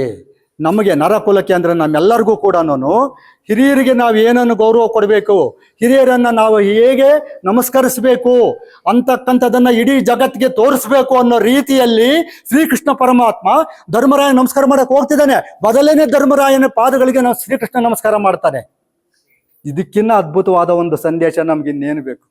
ನರಕುಲದ ನಮಿಪುವುದ ಇಡೀ ನರಕುಲಕ್ಕೆ ಆ ನಮಿಸ್ತಕ್ಕಂಥದ್ದನ್ನ ಹಿರಿಯರಿಗೆ ಹೇಗೆ ಗೌರವ ಸಲ್ಲಿಸ್ಬೇಕು ನಾವು ಅಂತಕ್ಕಂಥ ತೋರಿಸ್ಬೇಕು ಅಂತಂದೇಳಿನೇನೆ ಶ್ರೀಕೃಷ್ಣ ಪರಮಾತ್ಮ ಆ ಯುಧಿಷ್ಠಿರನ ಪಾದಗಳಿಗೆ ಎರಗಿದನು, ಪಾದಗಳಿಗೆ ನಮಸ್ಕಾರ ಮಾಡ್ತಾನೆ ಭಗವಂತನೇನೆ. ಅದು ರಾಜಾ ಪ್ರತ್ಯಕ್ಷ ದೇವತಾ ಅಂತಂದೇಳಿ ಏನಿತ್ತು ಆ ಕಾಲದಲ್ಲಿ, ಅದನ್ನ ನಿಜವಾಗಿಯೂ ಕೂಡ ನೀವು ಕೂಡ ರಾಜರನ್ನ ಆ ರೀತಿ ಗೌರವಿಸ್ಬೇಕು ಅಂತಂದೇಳಿ. ಈಗಿನ ರಾಜರು ಹಂಗಲ್ಲ. ಆಗಿನ ರಾಜರು ಪ್ರಜೆಗಳನ್ನ ಮಕ್ಕಳಂತೆ ನೋಡ್ಕೊಂಡು ಹೋಗ್ತಿದ್ರು. ತಮ್ಮ ಮಕ್ಕಳು ಹೇಗೋ ಅದಕ್ಕಿಂತ ಮಿಗಿಲಾಗಿ ಅವರು ಇಕ್ಷ್ವಾಕು ವಂಶದ ಶ್ರೀರಾಮ ಇರ್ಬೋದು, ದಶರಥ ಇರ್ಬೋದು, ಎಲ್ಲ ನಮ್ಮ ಸತ್ಯ ಹರಿಶ್ಚಂದ್ರ ಇರ್ಬೋದು, ಆ ಮಹಾರಾಜರುಗಳೆಲ್ಲರೂ ಕೂಡ ಅದೇ ರೀತಿ ರಾಜ್ಯವನ್ನು ಆಳ್ಕೊಂಡು ಹೋಗಿರ್ತಕ್ಕಂಥವ್ರು ಅವರು. ಅಂತಹ ಒಂದು ಅದ್ಭುತವಾದ ಒಂದು ಮಹಾಕಾವ್ಯ ಕುಮಾರವ್ಯಾಸ ಬರೆದಿರ್ತಕ್ಕಂಥದ್ದು. ಅವ್ರು ಹೇಳ್ತಾನೆ ನೋಡು, ಈಗ ಎಷ್ಟು ಅದು ಸುಮಾರು 15-16ನೇ ಶತಮಾನದಲ್ಲಿ ಬರೆದಿರ್ತಕ್ಕಂಥ ಮಹಾಕಾವ್ಯ. ಇವತ್ತು ನಾವು 21ನೇ ಶತಮಾನದಲ್ಲಿದ್ದೀವಿ. ಆಗಲೇ ಹೇಳ್ತಾನಾತ, ಅರಸು ರಾಕ್ಷಸ ಮಂತ್ರಿ ಎಂಬುವ ಮೆರೆವ ಹುಲಿ ಪರಿವಾರ ಹದ್ದಿನ ನೆರವಿ ಬಡವರ ಭಿನ್ನಪವ ಕೇಳುವವರಿನ್ನಾರು. ಹೆಂಗ ಊಸಿದಾನೆ ಕವಿ. ಆ ಕೆಟ್ಟ ರಾಜ್ಯ ಹೇಗಿರುತ್ತೆ ಅಂದ್ರೆ, ಅರಸು ರಾಕ್ಷಸ ಮಂತ್ರಿ ಎಂಬುವ ಮೆರೆವ ಹುಲಿ. ಅರಸು ರಾಕ್ಷಸ, ಆಳ್ತಕ್ಕಂಥನು ರಾಕ್ಷಸನಾಗಿದ್ದಾನೆ, ಅವನಿಗೆ ಸಲಹೆ ಕೊಡ್ತಕ್ಕಂಥನಿರ್ತಾನಲ್ಲ ಅವನು ಮೆರೆವ ಹುಲಿ. ಅವನು ಹುಲಿ ಆಗಿಬಿಟ್ಟಿದ್ದಾನೆ, ಎಲ್ಲ ಕಂಡವ್ರ ಮೇಲೆ ಹೋಗ್ತಾ ಇದ್ದಾನೆ. ಯಾರನ್ನ ಅವನು ಭೇಟಿ ಮಾಡೋದು ಹೆಂಗೆ ನಾವು? ಪರಿವಾರ ಹದ್ದಿನ ನೆರವಿ, ಸಚಿವ ಮಂಡಲ, ಸಚಿವ ಸಂಪುಟ ಇಟ್ಕೊಂಡಿರ್ತಾನಲ್ಲ ಅವನು ಪರಿವಾರ. ಅವ್ರು ನೋಡಿದ್ರೆ ಹದ್ದಿನ ನೆರವಿ, ಹದ್ದು ಕಚ್ಕೊಂಡು ಎಲ್ಲ ಕಡೆ ಸಿಕ್ಕಿದ್ದೆಲ್ಲ ತಿಂತ ಹೋಗ್ತಿರ್ತಾವ ಹದ್ದುಗಳು. ಅಂತಹ ಪರಿವಾರ. ಇಂಥ ರಾಜ್ಯದಲ್ಲಿ ಬಡವರ ಭಿನ್ನಪವ ಕೇಳುವವರಿನ್ನಾರು? ಬಡವರ ಕಷ್ಟಗಳನ್ನು ಇನ್ಯಾರು ಕೇಳ್ತಾರೆ ಅಂತ ಕುಮಾರವ್ಯಾಸ ಆವತ್ತೇ ಬರೆದಿದ್ದಾನೆ. ಕೆಟ್ಟ ರಾಜ್ಯ ಹೇಗಿರುತ್ತೆ ಅಂತೇಳಿ. ಎಂತ ಒಂದು ಅದ್ಭುತವಾದ ಒಂದು ಇದು ನೋಡಿ. ಒಬ್ಬ ಇವತ್ತು ಎಲ್ಲ ಕಡೆ ಅದನ್ನ ಅನುಭವಿಸ್ತಾ ಇದ್ದಾವೆ. ಯಾರಶ್ವ ರಾಕ್ಷಸ ಮಂತ್ರಿ ಎಂಬುವ ಮೆರೆವ ಹುಲಿಗಳಾಗಿದ್ದಾರೆ ಮಂತ್ರಿಗಳೆಲ್ಲ. ಪರಿವಾರ ಹದ್ದಿನ ನೆರವಿ, ಆಡಳಿತ ನಡೆಸ್ತಕ್ಕಂಥವ್ರು, ಚೀಫ್ ಸೆಕ್ರೆಟರಿಗಳು, ಪ್ರಿನ್ಸಿಪಾಲ್ ಸೆಕ್ರೆಟರಿಗಳು, ಇವೆಲ್ಲ ಪರಿವಾರ. ಇವೆಲ್ಲ ಪರಿವಾರನೇ ಇದು. ಇವೆಲ್ಲ ಹದ್ದಿನ ನೆರವಿ ಆಗಿದ್ದಾವೆ. ಬಡವರ ಭಿನ್ನಪವ ಕೇಳುವವರಿನ್ನಾರು. ಮೌಲ್ಯಗಳು ಕ್ಷೀಣಿಸ್ತಾ ಬರ್ತಾ ಇದ್ದಾವೆ. ಎಂಥ ಅದ್ಭುತವಾದ ಒಂದು ಮಹಾಕಾವ್ಯಗಳನ್ನು ನಮಗೆ ಹೇಳ್ಕೊಡ್ತಾರೆ. ಇನ್ನು ನಮ್ಮ ಸತ್ಯ ಹರಿಶ್ಚಂದ್ರನ ರಾಘವಾಂಕ ಬಹುಶಃ ಮಹಾಕಾವ್ಯಗಳಲ್ಲಿ ಅದ್ಭುತವಾದಂಥ ಒಂದು ಮಹಾಕಾವ್ಯ ಆ ಸತ್ಯ ಹರಿಶ್ಚಂದ್ರ ಮಹಾಕಾವ್ಯ. ಬಹಳ ಅಧ್ಯಕ್ಷವಾದಂಥ ಕಾವ್ಯ ಅದು. ಅಂಥ ಮಹಾಕಾವ್ಯವನ್ನು ನಮಗೆ ರಾಘವಾಂಕ ಬರೆದು ಬಹಳ ಅದ್ಭುತವಾದ ಕನ್ನಡ ಸಾಹಿತ್ಯವನ್ನು ಶ್ರೀಮಂತಗೊಳಿಸಿದ್ದಾನೆ. ಅದು ತಾಯಿ ಸರಸ್ವತಿಯ ಶ್ರೀಮುಡಿಯಲ್ಲಿ ಇಟ್ಟು ಇದು ಮಾಡ್ತಕ್ಕಂಥ ಪವಿತ್ರವಾದ ಗ್ರಂಥ ಸತ್ಯ ಹರಿಶ್ಚಂದ್ರ. ಅದರಲ್ಲಿ ಹರಿಶ್ಚಂದ್ರ ತನ್ನ ರಾಜ್ಯವನ್ನೆಲ್ಲವನ್ನೂ ಕಳ್ಕೊಂಡು ವಿಶ್ವಾಮಿತ್ರನ ಕಾಟದಿಂದ, ವಿಶ್ವಾಮಿತ್ರ ಮತ್ತು ವಸಿಷ್ಠ ಅವರಿಬ್ಬರ ಕಾಟದಿಂದ ಕೋಣನೆರಡು ಹೋರೆ ಗಿಡವಿಂಗೆ ಮಿತ್ತಾಯಿತು. ಆ ಕಡೆ ವಿಶ್ವಾಮಿತ್ರ, ಈ ಕಡೆ ಅವನು ವಸಿಷ್ಠ. ಇವರಿಬ್ಬರ ಕಾಟದಿಂದ 2 ಕೋಣಗಳು ಮಧ್ಯೆ ಹರಿಶ್ಚಂದ್ರ ಒಂದು ಗಿಡವಾಗ ನಿಂತಿದ್ದಾನೆ. ಆ ಕಡೆ ಆ ಕೋಣ, ಈ ಕಡೆ ಈ ಕೋಣ ಬಂದಿದೆ. ಆ ಗಿಡಕ್ಕೆ ಇಲ್ಲದ ಹಿಂಸೆ ಉಂಟಾಗಿದೆ ಅಂತ. ಯಾಕಂದ್ರೆ ದೇವಲೋಕದಲ್ಲಿ ಅಲ್ಲಿ ದೇವೇಂದ್ರ ಕೇಳ್ತಾನೆ, ಯಾರಾದರೂ ಇಡೀ ಭೂಲೋಕದಲ್ಲಿ ಸತ್ಯವನ್ನು ಹೇಳ ಒಂದು ಇದು ಸಂದರ್ಭದಲ್ಲಿ ಕೂಡ ಸುಳ್ಳು ಹೇಳದೆ ಇರ್ತಕ್ಕಂಥ ಯಾರಾದ್ರೂ ಇದಾರ ಅಂತ ಕೇಳಿದಾಗ ವಸಿಷ್ಠ ಇದಾನೆ ಸತ್ಯ ಹರಿಶ್ಚಂದ್ರ ಒಬ್ಬನು ಅಂತ ಅವನು ಹೇಳಿದಾಗ ಇವನು ವಿಶ್ವಾಮಿತ್ರ ಇಲ್ಲ, ಸಾಧ್ಯನೇ ಇಲ್ಲ. ಇಡೀ ಬದುಕಿನಲ್ಲಿ ಒಂದು ಸಾರಿ ಆದರೂ ಸುಳ್ಳನ್ನು ಹೇಳಲೇಬೇಕಾಗುತ್ತೆ, ಅಂತ ಸತ್ಯವನ್ನೇನೇ ಹೇಳ್ತಕ್ಕಂಥ ನರಮನುಷ್ಯರು ಇರ್ಲಿಕ್ಕೆ ಸಾಧ್ಯನೇ ಇಲ್ಲ ಅಂತ ವಿಶ್ವಾಮಿತ್ರ ವಾಗ್ವಾದ ಮಾಡ್ತಾನೆ. ಇಬ್ಬರಿಗೂ ಅಲ್ಲಿ ಪೈಪೋಟಿ ಬೀಳುತ್ತೆ. ನಾನು ಸಾಧನೆ ಮಾಡ್ತೀನಿ, ಸುಳ್ಳು ಹೇಳಿಸ್ತೀನಿ ಅವನ ಹತ್ರ ಅಂತೇಳಿ ಅವನು ಕೆಳಗಡೆ ಬರ್ತಾನೆ. ಬಂದು ನಾನಾ ಕಷ್ಟಗಳಿಗೆ ಹರಿಶ್ಚಂದ್ರನನ್ನು ಈಡು ಮಾಡ್ತಾನೆ. ಅದನ್ನು ಓದ್ಬಿಟ್ರೆ ನಿಮಗೆ ಕಣ್ಣೀರು ಬರುತ್ತೆ. ಎಲ್ಲವನ್ನು ಕಳ್ಕೊಂಡು ಅವನು ಹೋಗಬೇಕಾದ್ರೆ ಬರೀತಾನೆ ನಮ್ಮ ರಾಘವಾಂಕ, ಪುರದ ಪುಣ್ಯಂ ಪುರುಷ ರೂಪಿಂದೆ ಹೋಗುತ್ತಿದೆ, ಪರಿಜನದ ಭಾಗ್ಯವಗಡೆ ಅಡವಿಗೆ ನಡೆಯುತ್ತಿದೆ, ಸಪ್ತ ಶರದಿ ಪರಿಋತ ಧರೆಯ ಸಿರಿಯ ಸೊಬಗಜ್ಞಾತ ವಾಸಕ್ಕೆ ಹೋಗುತ್ತಿದೆ. ಎಂಥ ಅದ್ಭುತವಾದ ಕವಿಗಳು ನೋಡಿ ಹೆಂಗೆ ಹೇಳ್ತಾನೆ. ಪುರದ ಪುಣ್ಯಂ ಪುರುಷ ರೂಪಿಂದ ಹೋಗುತ್ತಿದೆ. ಬರೀ ಹರಿಶ್ಚಂದ್ರ ಹೋಗ್ತಾ ಇಲ್ಲ, ಈ ನಾವು ಮಾಡಿರ್ತಕ್ಕಂಥ ಇಡೀ ಪುಣ್ಯ ಏನಿದೆಯೋ ಆ ಪುಣ್ಯ ಎಲ್ಲ ಹೋಗ್ತಾ ಇದೆ ಅವನ ಜೊತೆಯಲ್ಲಿ. ಈಗ ನಮಗೆ ಬೆಲ್ಲ ನರಕ ಸದೃಶ ನಮ್ಮ ಈ ನಗರ ಅಂತಂದೇಳಿ ನಾವೆಲ್ಲ ನರಕ ಸದೃಶದಲ್ಲಿ ನಾವು ಬೀಳಬೇಕಾಗುತ್ತೆ. ಇನ್ನು ಮೇಲೆ ನಮ್ಮೆಲ್ಲರ ಪುಣ್ಯ ಈಗ ಹೋಗ್ತಾ ಇದೆ. ಪುರದ ಪುಣ್ಯಂ ಪುರುಷ ರೂಪಿಂದ ಹೋಗುತ್ತಿದೆ, ಪರಿಜನದ ಭಾಗ್ಯ ಒಡವಿಗೆ ನಡೆಯುತ್ತಿದೆ. ನಮ್ಮೆಲ್ಲರೂ ಕೂಡ ನಾವು ನಿರ್ಭಾಗ್ಯರಾಗ್ತಿದ್ದೀವಿ. ನಮ್ಮೆಲ್ಲರ ಭಾಗ್ಯ ಈಗ ಅಡವಿಗೆ ಹೋಗ್ತಾ ಇದೆ. ಸಪ್ತ ಶರದಿ ಪರಿಋತ ಧರೆಯ ಸಿರಿಯ ಸೊಬಗಜ್ಞಾತ ವಾಸಕ್ಕೆ ಹೋಗುತ್ತಿದೆ. 7 ಸಮುದ್ರಗಳಿಂದ ಆವೃತವಾಗಿರ್ತಕ್ಕಂತಹ ಒಂದು ರಾಜ್ಯ, ಒಂದು ಹರಿಶ್ಚಂದ್ರಂದು ಅಂತಹ ವಿಶಾಲವಾದ ರಾಜ್ಯ. ಆ ರಾಜ್ಯದ ಸಿರಿಯ ಸೊಬಗು, ಆ ಸಂಪತ್ತಿನ ಸೌಂದರ್ಯ ಎಲ್ಲವೂ ಕೂಡ ಇವಾಗ ಅಜ್ಞಾತವಾಸಕ್ಕೆ ಹೋಗ್ತಾ ಇದೆ. ಹೆಂಗೆ ಇದು ಅವನು ರೂಪಕ ಸಾಮ್ರಾಜ್ಯ ಚಕ್ರವರ್ತಿ ಹೇಗೆ ಕುಮಾರವ್ಯಾಸನು, ಇದು ಕೂಡ ಒಂದು ಅತ್ಯಂತ ರೂಪಕ ಅಲಂಕಾರ. ಎಷ್ಟು ಚೆನ್ನಾಗಿ ಅವನು ಹೇಳ್ತಾನೆ ರಾಘವಾಂಕ. ಹರಿಶ್ಚಂದ್ರ ತನ್ನ ಪ್ರಜೆಗಳನ್ನು ಹೇಗೆ ನೋಡ್ಕೊಂಡಿದ್ದ ಅಂತೇಳಿ ಆ ಜನಗಳಿಗೆ ಹಂಗೆ ಅನ್ಸುತ್ತಂತೆ ಹೋದಾಗ ಅಲ್ಲಿ ಒಂದು ಹೇಳ್ತಾನೆ ಹರಿಶ್ಚಂದ್ರ, ಒಂದು ಸಂದೇಶ ನಮಗೆ ಕೊಡ್ತಾನೆ. ಅದರಲ್ಲಿ ಅತಿ ಹುಸಿವ ಯತಿ ಹೊಲೆಯ, ಈ ಹೊಲೆಯ ಅಂತ ಈ ಜಾತಿ ಪದ್ಧತಿ ಅಂತಕ್ಕಂಥದ್ದು, ಮೇಲು ಕೀಳು ಈ ವರ್ಣ ಪದ್ಧತಿಗಳು ಇವೆಲ್ಲ ಇದ್ವಲ್ಲ, ಇವನ್ನೆಲ್ಲವೂ ಕೂಡ ಧಿಕ್ಕರಿಸ್ತಾನೆ ರಾಘವಾಂಕ. ಇಲ್ಲಿ ಬ್ರಾಹ್ಮಣ ಅಥವಾ ಕ್ಷತ್ರಿಯ ಅಥವಾ ಶೂದ್ರ ವೈಶ್ಯ ಇವೆಲ್ಲ ಚತುರ್ವರ್ಣ ಅವೆಲ್ಲ ಇದಾವಲ್ಲ, ಇವೆಲ್ಲವೂ ಕೂಡ ಮೆಟ್ಟಿ ನಿಂತು ಅವೆಲ್ಲ ಸುಳ್ಳು. ಇಲ್ಲಿ ಉತ್ತಮ ಮತ್ತೆ ಅಧಮ ಅಥವಾ ಮೇಲು ಮತ್ತು ಕೀಳು ಅಂತಕ್ಕಂಥವು ಜಾತಿಯಿಂದ ನಿರ್ಮಾಣ ಆಗ್ತಕ್ಕಂಥವಲ್ಲ. ಹೊಲೆಯ ಅಂತಕ್ಕಂಥದ್ದು ಜಾತಿ ಸೂಚಕ ಶಬ್ದ ಅಲ್ಲವೇ ಅಲ್ಲ ಅಂತ ಹೇಳ್ತಾನೆ ರಾಘವಾಂಕ. ಆ ಕಾಲಕ್ಕೇನೆ 12-13ನೇ ಶತಮಾನ ಇದು. ಅತಿ ಹುಸಿವ ಯತಿ ಹೊಲೆಯ, ಹೊಲೆಯದಿಹ ಹುಸಿಯದಿಹ ವಲಯ ನುನ್ನತಿ ಯತಿವರನು ಅಂತಾನೆ. ಅತಿ ಹುಸಿವ ಯತಿ ವಲಯ. ಅವನು ಯತಿ ಆಗಿದ್ರು ಕೂಡ, ಅವನು ಋಷಿ ಆಗಿದ್ರು, ಅವನು ಬ್ರಹ್ಮಜ್ಞಾನಿ ಆಗಿದ್ರು, ಅವನೇನಾದ್ರೂ ಸುಳ್ಳು ಹೇಳಿದ್ರೆ ಅವನೇ ಹೊಲೆಯ, ಅವನು ಕೀಳು ವ್ಯಕ್ತಿ, ಅವನು ಹೊಲೆಯ. ಜಾತಿಯಿಂದ ಅವನನ್ನು ಜಾತಿ ಸೂಚಕ ಶಬ್ದ ಅಲ್ವೇ ಅಲ್ಲ ಅದು. ಅತಿ ಹುಸಿವ ಯತಿ ಹೊಲೆಯ, ಹುಸಿಯದಿಹ ಹೊಲೆಯ ನುನ್ನತಿ ಯತಿವರನು. ಸುಳ್ಳು ಹೇಳದೇ ಇರ್ತಕ್ಕಂಥವನು ಅವನು ಹೊಲೆಯನಾಗಿರ್ಬೋದು, ಮಾದಿಗನಾಗಿರ್ಬೋದು, ಯಾವ ಕೆಳಮಟ್ಟದಲ್ಲೇ ಇರ್ಬೋದು, ಆ ಹುಸಿದಿರ್ತಕ್ಕಂಥ ವ್ಯಕ್ತಿ ಯಾರೇ ಇರಲಿ ಅವನು ಉನ್ನತ ಯತಿವರನು. ಒಬ್ಬ ಯತಿಗಿಂತ, ಒಬ್ಬ ಋಷಿಗಿಂತ ಶ್ರೇಷ್ಠ ಅವನೇನೇನೆ ಅಂತ ಹೇಳ್ತಾನೆ ರಾಘವಾಂಕ. ಎಂತಹ ಸಂದೇಶವನ್ನು 12-13ನೇ ಶತಮಾನದಲ್ಲೇನೆ ಆ ಅದ್ಭುತವಾದ ಸಂದೇಶವನ್ನು ಆತ ಹೇಳ್ತಾನೆ. ಅವನು ಯಾರು ಸತ್ಯ ಹರಿಶ್ಚಂದ್ರನಿಗಿನ ಬುದ್ಧಿ ಕಲಿಸ್ತಾನೆ. ಅಲ್ಲಿ ಸತ್ಯ ಹರಿಶ್ಚಂದ್ರ ತನ್ನೆಲ್ಲವನ್ನೂ ಮಾರ್ಕೊಂಡು ಬಿಟ್ಟಿದ್ದಾನೆ, ಎಲ್ಲವನ್ನು ಮಾರ್ಕೊಂಡು ಬಿಟ್ಟಿದ್ದಾನೆ. ಇದು ಇನ್ನೂ ಕೂಡ ಆ ವಿಶ್ವಾಮಿತ್ರನಿಗೆ ಕೊಟ್ಟಿರ್ತಕ್ಕಂಥ ಸಾಲವನ್ನು ತೀರ್ಸಕ್ಕಾಗಿಲ್ಲ. ಇನ್ನು ಕೊನೆಯದಾಗಿ ಆಯಿತು, ಹೆಂಡತಿನ ಮಾರ್ದ, ಮಕ್ಕಳನ್ನು ಮಾರ್ಕೊಂಡ, ಆಗ ಎಲ್ಲ ತೀರ್ತು. ಯಾವ ಸಾಲ ತೀರ್ತು? ಆ ವಿಶ್ವಾಮಿತ್ರನಿಂದ ಪಡೆದಿರ್ತಕ್ಕಂಥ ಸಂಪತ್ತಿಂದ ಎಲ್ಲವನ್ನು ತೀರ್ತು. ಈಗ ಅವನು ನಚಿಕೇತ ಇರ್ತಾನಲ್ಲ, ಇವನು ಯಾರು ನಕ್ಷತ್ರಿಕ ಇರ್ತಾನಲ್ಲ, ಆ ನಕ್ಷತ್ರಿಕ ಏನು ಹೇಳ್ತಾನೆ, ಆಯ್ತಪ್ಪ ಯಜಮಾನಂದು ಎಲ್ಲನೂ ಸಾಲ ತೀರ್ಸಿದ್ದಾಯ್ತು, ನೀನು ಈಗ ನಾನು ಜೊತೆಯಲ್ಲಿ ಇದ್ನಲ್ಲ, ಇದುವರೆಗೂ ನಿನಗೆ ಕೆಲಸ ಮಾಡಿದ್ನಲ್ಲ, ಅದಕ್ಕೆ ನನಗೇನು ಕೂಲಿ ಕೊಡ್ತೀವಿ, ಈಗ ನಂದು ಕೊಡು ನೀನು ಅಂತಾನೆ. ಇವನ ಹತ್ರ ಏನೂ ಇಲ್ಲ. ಈಗ ಅನಿವಾರ್ಯವಾಗಿ ಕೊನೆಯದಾಗಿ ಏನಿಲ್ಲ, 8 ಮಕ್ಕಳನ್ನು ಮಾರ್ಕೊಂಡು ಬಿಟ್ಟಿದ್ದಾನೆ. ಈಗ ತನ್ನನ್ನು ತಾನು ಮಾರ್ಕೋಬೇಕು ಅಂತೇಳಿ ಆಯಿತು, ಓಪನ್ ಮಾರ್ಕೆಟಲ್ಲಿ ಹೋಗಿ ನಿಂತ್ಕೊಂಡು ಅಲ್ಲಿ ನಗರದ ಮಧ್ಯದಲ್ಲಿ ನನ್ನನ್ನು ಮಾರ್ಕೊಳ್ತೀನಿ, ಯಾರಾದರೂ ಬಂದು ತಗೊಳ್ಳಿ ನೀವು ಅಂತೇಳಿ ಹರಾಜಿಗೆ ಇಟ್ಕೊಳ್ತಾನೆ. ಆಗ ಒಬ್ಬನು ಅವನು ಬರ್ತಾನೆ, ಚಾಂಡಾಲ ಬರ್ತಾನೆ, ಅವನೇ ವೀರಬಾಹು, ಸ್ಮಶಾನವನ್ನು ಕಾಯ್ತಕ್ಕಂಥವನು, ಕೀಳು ಜಾತಿಯಲ್ಲಿ ಇರ್ತಕ್ಕಂಥವನು ಅವನೇ ಬರ್ತಾನೆ. ಜಾತಿ ಅಂತಂದೇಳಿ ಆಗ ಅವ್ರು ಅಂದ್ಕೊಂಡಿರ್ತಕ್ಕಂಥದ್ದು ಅದು. ಅವನು ಬರ್ತಾನೆ, ಬಂದು ತನ್ನ ಸೇವಕನ ಮುಖಾಂತರ ನಾನು ಕೊಂಡ್ಕೊಳ್ತೀನಿ, ಎಷ್ಟು ರೇಟ್ ಕೇಳು ಅವನಿಗೆ, ಹರಿಶ್ಚಂದ್ರನಿಗೆ ಕೇಳ್ಕೊಬೋ ಅಂತಾನೆ. ಈ ಥರ ನಮ್ಮ ಯಜಮಾನರು, ಯಾರು ನಿಮ್ಮ ಯಜಮಾನರು ಅಂತ ಹರಿಶ್ಚಂದ್ರ ಕೇಳಿದಾಗ ಅವನು ಚಾಂಡಾಲ ಅಂತಂದೇಳಿ, ಆತ ವೀರಬಾಹು, ಆತ ಸ್ಮಶಾನ ಕಾಯ್ತಕ್ಕಂಥದ್ದು ಅವ್ರ ಕೆಲಸ. ಚೇ ನಾನು ಅಂತ ವಲಯನಿಗೆ ನನ್ನನ್ನು ಮಾರ್ಕೊಳ್ಳಲ್ಲ ಅಂದ್ಬಿಡ್ತಾನೆ ಹರಿಶ್ಚಂದ್ರ. ಅದನ್ನು ಕೇಳಿಸ್ಕೊಂಡು ಎಷ್ಟು ಸಿಟ್ಟು ಬರುತ್ತೆ ಅವನಿಗೆ ವೀರಬಾಹುಗೆ ಅಂತಂದ್ರೆ,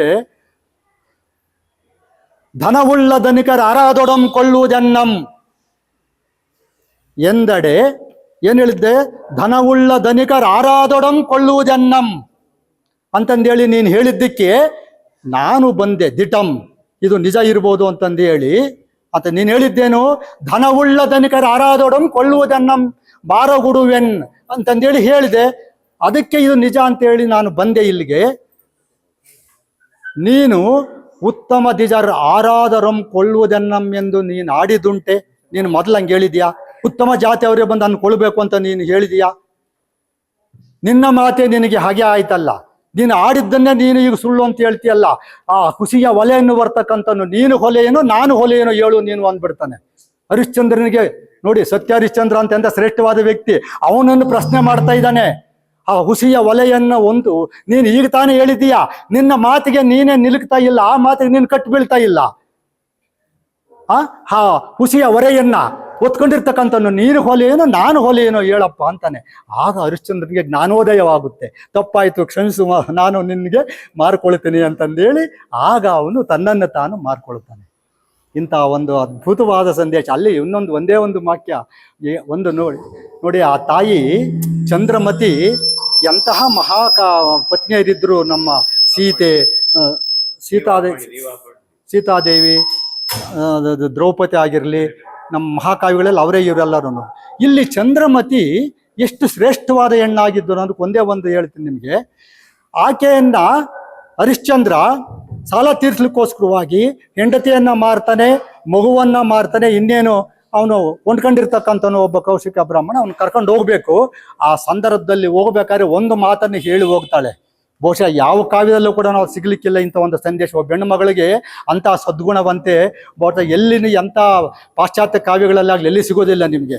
ಆಕೆ ಏನು ಹೇಳ್ತಾಳೆ ಅಂತಂದ್ರೆ, ಹರಣಕ್ಕೆ ಕೇಡು ಬಂದರೆ ಬರಲಿ, ಮಿಗೆ ಸತ್ಯಮಂ ಬಿಡದಿರವನೀಶ ಅಂತ ಹೇಳ್ತಾಳೆ. ಎಂಥ ಮಾತದು! ಹರಣಕ್ಕೆ ಕೇಡು ಬಂದರೆ ಬರಲಿ. ಹರಣ ಅಂದ್ರೆ ಪ್ರಾಣ. ನೋಡಿ, ನಾನಿವತ್ತು ಹೋಗ್ತಾ ಇದ್ದೀನಿ, ನಿನ್ಗೆ ಒಳ್ಳೇದಾಗ್ಲಿ. ಹರಣಕ್ಕೆ ಕೇಡು ಬಂದರೆ, ನಿನ್ನ ಪ್ರಾಣ ಹೋದ್ರೂ ಚಿಂತೆ ಇಲ್ಲ. ಹರಣಕ್ಕೆ ಕೇಡು ಬಂದರೆ ಬರಲಿ, ಮಿಗೆ ಸತ್ಯಮಂ ಬಿಡದಿರವನೀಶ, ಸತ್ಯವನ್ನು ಮಾತ್ರ ನೀನು ಬಿಡಬೇಡ ಅಂತಂದೇಳಿ ಆಕೆ ಗಂಡನಿಗೆ ಪ್ರಾರ್ಥನೆಯನ್ನು ಮಾಡಿಕೊಳ್ತಾಳೆ. ಎಂಥ ಹೆಂಡತಿ ನೋಡಿ, ಎಂಥ ಮಹಾತಾಯಿ ಆಕೆ ಚಂದ್ರಮತಿ.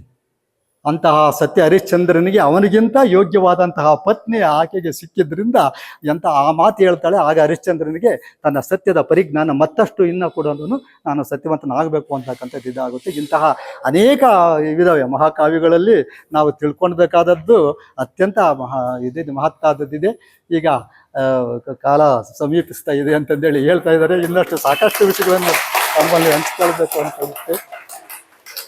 ಆದಷ್ಟು ಸಹನೆಯಿಂದ ಇಷ್ಟೊತ್ತು ಕೂಡ ನೀವು ನನ್ನ ಒಂದಿಗೆ ತೊದಲ ನುಡಿಗಳನ್ನು ಕೇಳಿದ್ರಿಂದ ನನ್ನನ್ನು ಧನ್ಯರಾಗಿಸಿದ್ದೀರಿ. ನಿಮ್ಮೆಲ್ಲರಿಗೂ ಕೂಡ ನನ್ನ ಪೂರ್ವಕ ಧನ್ಯವಾದಗಳು. ಆಯುಷ್ಯಕ್ತಿ ಮನೆಮದ್ದು, ಸಂಧಿ ನೋವಿಗೆ ನೈಸರ್ಗಿಕ ಪರಿಹಾರ. ಸಂಧಿ ನೋವು, ಮೊಣಕಾಲು ನೋವು, ಬೆನ್ನು ನೋವು, ಕೈ ಕಾಲು ನೋವು ಕಾಡುತ್ತಿದೆಯೇ ನಿಮಗಾಗಿ 100% ನೈಸರ್ಗಿಕ ಮನೆಮದ್ದು. ಯಾವುದೇ ಅಡ್ಡ ಪರಿಣಾಮ ಇಲ್ಲ, ಹಳೆಯ ಸಂಧಿ ನೋವಿಗೂ ಉಪಯುಕ್ತ ಇದು. ಕೊನೆಯ ಅವಕಾಶ ಹಿಂದೆ ಉಪಯೋಗಿಸಿ ನೋಡಿ, ಉತ್ತಮ ಫಲಿತಾಂಶ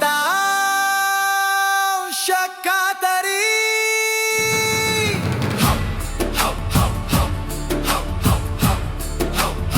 The incomparable. ಧನ್ಯವಾದಗಳು ಸರ್. ನಮ್ಮ ಸಾಹೇಬರು ಯಾವ್ದಾದ್ರು ಲೆಕ್ಚರರು ಅಥವಾ ಯಾವ್ದಾದ್ರು ಸಾಹಿತಿಗಳು ಆಗಲಿ, ಸರ್ಕಾರದ ಅಧಿಕಾರಿಯಾಗಿ ಎಲ್ಲ ಇವತ್ತು ಒಂದೊಂದಾಗಿ ಮಾಡಿದ್ದೀವಿ. ನಿಜವಾಗ್ಲೂ ನಮ್ಮ ಈ ವೇದಿಕೆ ಪರವಾಗಿ ಹಾಗೂ ನನ್ನ ವೈಯಕ್ತಿಕವಾಗಿ ತಮಗೆ ಧನ್ಯವಾದಗಳು.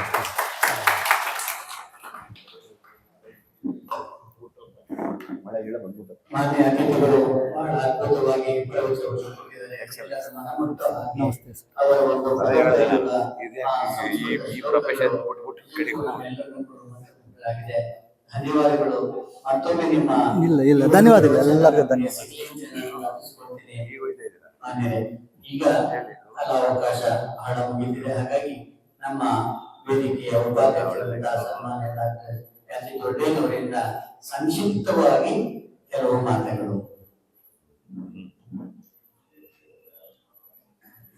ಎಲ್ಲ ಹಿರಿಯ ಚೇತನಗಳಿಗೆ ಮೊದಲನೇದಾಗಿ ಹೃತ್ಪೂರ್ವಕ ಪ್ರಣಾಮಗಳನ್ನು ಅರ್ಪಿಸುತ್ತಾರೆ. ಒಂದು ವೇಳೆ ಹೆಸರೇ ಸರ್ವೋದಯ ಹಿರಿಯ ನಾಗರಿಕರ ವೇದಿಕೆ. ಈ ಸರ್ವರ ಹಿತವನ್ನು ವಹಿಸತಕ್ಕಂಥ ಈ ಸಂಸ್ಥೆಯಲ್ಲಿ ಪ್ರತಿ ತಿಂಗಳು ಇಂತಹ ಅತ್ಯುತ್ತಮವಾದ ಉಪನ್ಯಾಸವನ್ನು ನೀಡತಕ್ಕಂಥ ಉದ್ದೇಶ, ಬಾಳಿನಂಚಿನಲ್ಲಿರ್ತಕ್ಕಂಥ ನಾವುಗಳೆಲ್ಲ ಆ ಬಾಳಿನಂಚಿನ ಅವಧಿಯಲ್ಲಿ ಕಿಂಚಿತ್ತಾದರೂ ಕೂಡ ಸ್ವಲ್ಪ ಅರಿವನ್ನು ಪಡ್ಕೊಂಡು, ಯಾಕೆಂದ್ರೆ 60 ಆದ್ಮೇಲೆ ಎಡೋ ಮರವಾಗಿರ್ತಕ್ಕಂಥ ಗಾಂಧೀಜಿ ಅಡೋ ಮರವಾಗಬೇಡ, ಜ್ಞಾನಿಗಳಾಗಿ ನಮ್ಮ ಮನೆಗೆ ಇರ್ತಕ್ಕಂಥ ಮಕ್ಕಳಿರ್ಬೋದು, ಮೊಮ್ಮಕ್ಕಳಿರ್ಬೋದು, ಅವರ ಸನ್ಮಾರ್ಗದಲ್ಲಿ ಇಟ್ಟುಕೊಂಡಿರ್ತಕ್ಕಂಥ ಕಿರು ಪ್ರಯತ್ನವನ್ನ ಮಾಡ್ತಕ್ಕಂಥ ಸದಾವಕಾಶ ಈ ವಯಸ್ಸಲ್ಲಿ ನಮಗೆ ಬಂದಿದೆ. ಇಂಥ ಒಂದು ಅವಕಾಶಗಳನ್ನು ಕಲ್ಪಿಸಿಕೊಟ್ಟಿದ್ದಕ್ಕಾಗಿ ಈಗ ಉಪನ್ಯಾಸ ಮಾರ್ಗಗಳನ್ನ ಅದರಲ್ಲಿ ನಮ್ಮ ಮಿತ್ರರಾಗಿರ್ತಕ್ಕಂಥ ಸಂಚಿವರ್ಧನರು ಸುಮಾರು 15-20 ವರ್ಷ ತುಂಬ ಆತ್ಮೀಯತೆ. ಅವರು ಆಹಾರ ನಾಗರಿಕ ಸರಬರಾಜು ಇಲಾಖೆ, ಆಹಾರ ಮತ್ತು ನಾಗರಿಕ ಇಲಾಖೆ ಸರಬರಾಜಿನಲ್ಲಿ ಅಸಿಸ್ಟೆಂಟ್ ಡೈರೆಕ್ಟರ್ ಆಗಿ ನಿವೃತ್ತಿಯನ್ನು ಪಟ್ಟಿರ್ತಕ್ಕಂಥವ್ರು. ವಾಸ್ತವವಾಗಿ ಅವರು ಉಪನ್ಯಾಸಕರಾಗಿ ಏನಾದರೂ ಕೆಲಸಕ್ಕೆ ಸೇರಿದ್ರೆ ನಿಜವಾದ ಕೂಡ ನಮ್ಮಂಥ ಅಭಿಮಾನಿ ವಿದ್ಯಾರ್ಥಿಗಳಿಗೆ ಸಾಕಷ್ಟು ವಿಚಾರಗಳನ್ನು ಮಾಡ್ತಾ ಇದ್ರು. ದುರದೃಷ್ಟವಶ ಅವರು ಆ ಇಲಾಖೆಗೆ ಹೋಗಕ್ಕೆ ಆಗಲಿಲ್ಲ. ಆದ್ರೂ ಕೂಡ ಇವತ್ತು ನಿಮ್ಮಂತ ಹಿರಿಯ ಚಿತ್ರಗಳಿಗೆ ಮನಮುಟ್ಟುವಂತೆ ವಿಚಾರಧಾರೆಗಳನ್ನ ಹೇಳಿದರೆ ಅವರಿಗೆ ನಿಮ್ಮೆಲ್ಲರ ಪರವಾಗಿ ಮತ್ತು ವೇದಿಕೆ ಪರವಾಗಿ ಹೃದಯಪೂರ್ವಕ ಅವರಿಗೆ ವೇದಿಕೆ ಪರವಾಗಿ ಗೌರವ ಸಮರ್ಪಣೆಯನ್ನ ಮಾಡಬೇಕು ಅಂತ ಕೇಳ್ಕೊಳ್ತೇನೆ. ಅವೆಲ್ಲ ಯಾತಕ್ಕೆ ಬೇಡ ಗುರುಗಳು, ಅಂಥವೆಲ್ಲ ಬೇಡ, ಅಂಥವೆಲ್ಲ ಬೇಡ ಗುರುಗಳು. ಹುಟ್ಟುಹಬ್ಬವನ್ನು ಆಚರಣೆ ಮಾಡಿಕೊಳ್ಳುವಂತಹ ನಮ್ಮ ವೇದಿಕೆಯ ಕಂಚಿ ವರದಯ್ಯ ನಿಜಕ್ಕೂ ಸಂತೋಷ ತಂದಿದ್ದಾರೆ. ಯಾಕಂದ್ರೆ ನಮ್ಮ ಪ್ರತಿ ತಿಂಗಳು ಕೂಡ 20-30 ಜನ ಆಚರಣೆ ಮಾಡಿಕೊಂಡಿದ್ದು ಬರ್ತಾ ಇದ್ದು 5 ಜನ. ಆದ್ರೆ ಇವತ್ತು ನನಗೆ ನಿಜಕ್ಕೂ ಸಂತೋಷ ಆಗ್ತದೆ, ಅಷ್ಟು ಜನಗಳು ಬಂದಿದ್ದಾರೆ. ನೀವೆಲ್ಲರೂ ಕೂಡ ನಾನು ಈಗ ಮೊದಲನೇದಾಗಿ ನಮ್ಮ ಮಾನ್ಯ ಶ್ರೀ ಯಾಚಿ ದೊಡ್ಡಯ್ಯನವರು ಕೂಡ ಇವತ್ತು ಹುಟ್ಟುಹಬ್ಬ ಇರೋದ್ರಿಂದ ಮೊದಲು ಹುಟ್ಟಿದಬ್ಬ ಇವ್ರಿಗೆ ಸಲ್ಲಿಸ್ರಿ. ಮೊದಲು ಇವತ್ತು ನಿಮ್ಮದು ಕಾರ್ಯಕ್ರಮ, ಅಯ್ಯೋ ಇವ್ರಿಗೆ ಸಲ್ಲಿಸ್ತಾರೆ. ಇವೆಲ್ಲ ಬೇಕಿರ್ಲಿಲ್ಲ ಗುರುಗಳೇ. ನಮಗೆ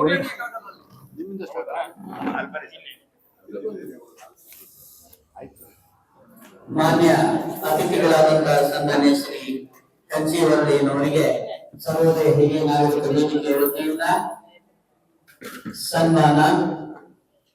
ನಮ್ಮ ವೇದಿಕೆಯ ಉಪಾಧ್ಯಕ್ಷರಾದಂತಹ ಸನ್ಮಾನ್ಯ ಶ್ರೀ ಅತಿ ದೊಡ್ಡಯ್ಯನವರು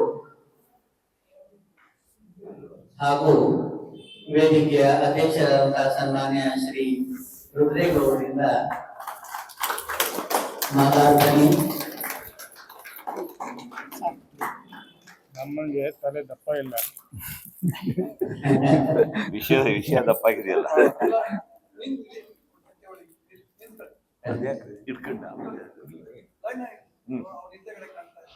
ಸ್ವಾಮಿ ಅವರು ಮುಂದೆ ಬನ್ನಿ.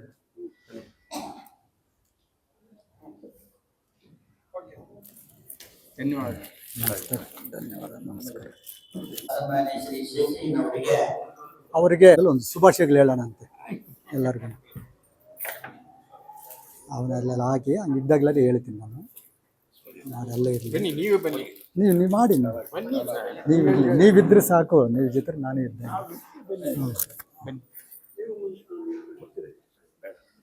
ವೇದಿಕೆ ವತಿಯಿಂದ ನಮ್ಮ ಅಧ್ಯಕ್ಷರಿಂದ 4ನೇ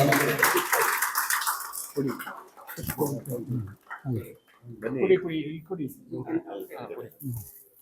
ನೋಡಿ ಸರ್. ಓಕೆ, ಒಂದು ನಿಮಿಷ. ಜನ್ಮದಿನಮಿದಂ ಅಯಿ ಪ್ರಿಯ ಸಖೆ ಸ್ಯಂತನೋತು ತೇ ಸರ್ವದಾ ಮುದಂ ಪ್ರಾರ್ಥಯಾಮಹೇ ಭವಸತಾಯುಷಿ ಈಶ್ವರಃ ಸದಾ ತ್ವಾಂ ಚ ರಕ್ಷತು ಪುಣ್ಯಕರ್ಮಣ ಕೀರ್ತಿಮರ್ಜಯ ಜೀವನಂ ಸದಾ ಭವತು ಸಾರ್ಥಕಂ ಜೀವನಂ ಸದಾ ಭವತು ಸಾರ್ಥಕಂ.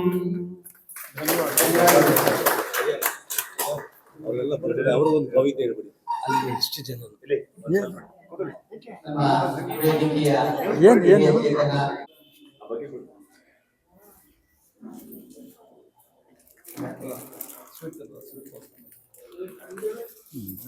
ಬರ್ರಿ ನಾರಾಯಣಗೌಡ್ರೆ.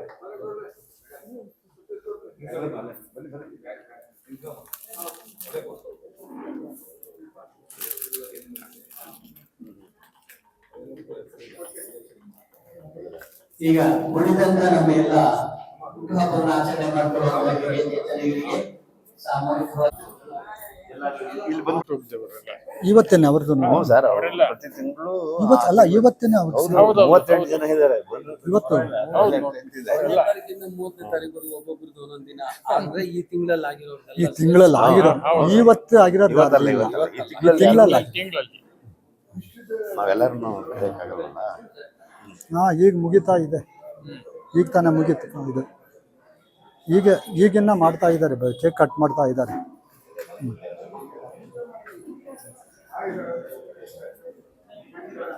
ಅಲ್ಲಿ ಫಂಕ್ಷನ್ ಎಲ್ಲಿದ್ದಾರೆ, 50-60 ಜನ ಸೀನಿಯರ್ಸ್ ಎಲ್ಲ ಮಧ್ಯದಲ್ಲೇ ಕೇಕ್ ಕಟ್ ಮಾಡೋದು. ಆಯ್ತು, ಇನ್ನು ಹೊಡ್ತಾ ಇದ್ದಾರೆ ಎಲ್ಲರೂ. ಆಯ್ತು ಹಿಂಗೆ ಸಾಲಕ್ಕೆ ಬಂದ್ಬಿಡಿ. ಆಯ್ತು, ಫೋಟೋ ತೆಗಿತಾ ಇದ್ದಾರೆ. ಆಯ್ತಾಯ್ತು ಬನ್ನಿ.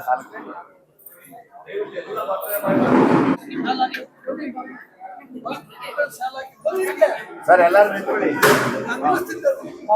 ಬರ್ಡೇ ಅವ್ರಿಗೆ ಸ್ವಲ್ಪ ಜಾಗ ಕೊಡಿ. ರೆಡ್ಡಿ ಅವರು ಒಳ್ಳೇದು ಮಾಡಿದ್ರಿ ಸರ್.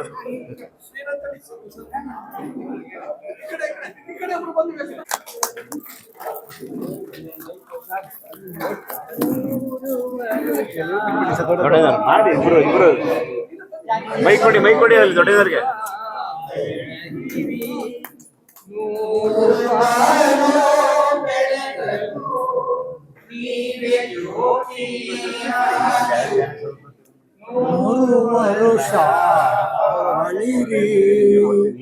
ಉಳಿದವರೆಲ್ಲ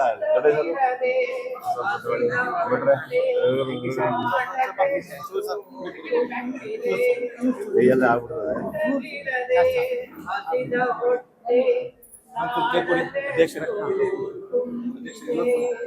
ಸರ್ ಅಲ್ಲಿ ಕೊಟ್ಬಿಡ್ತೀವಿ.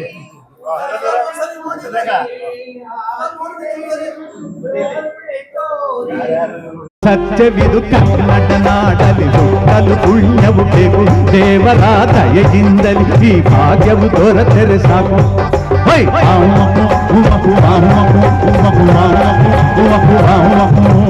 ಆ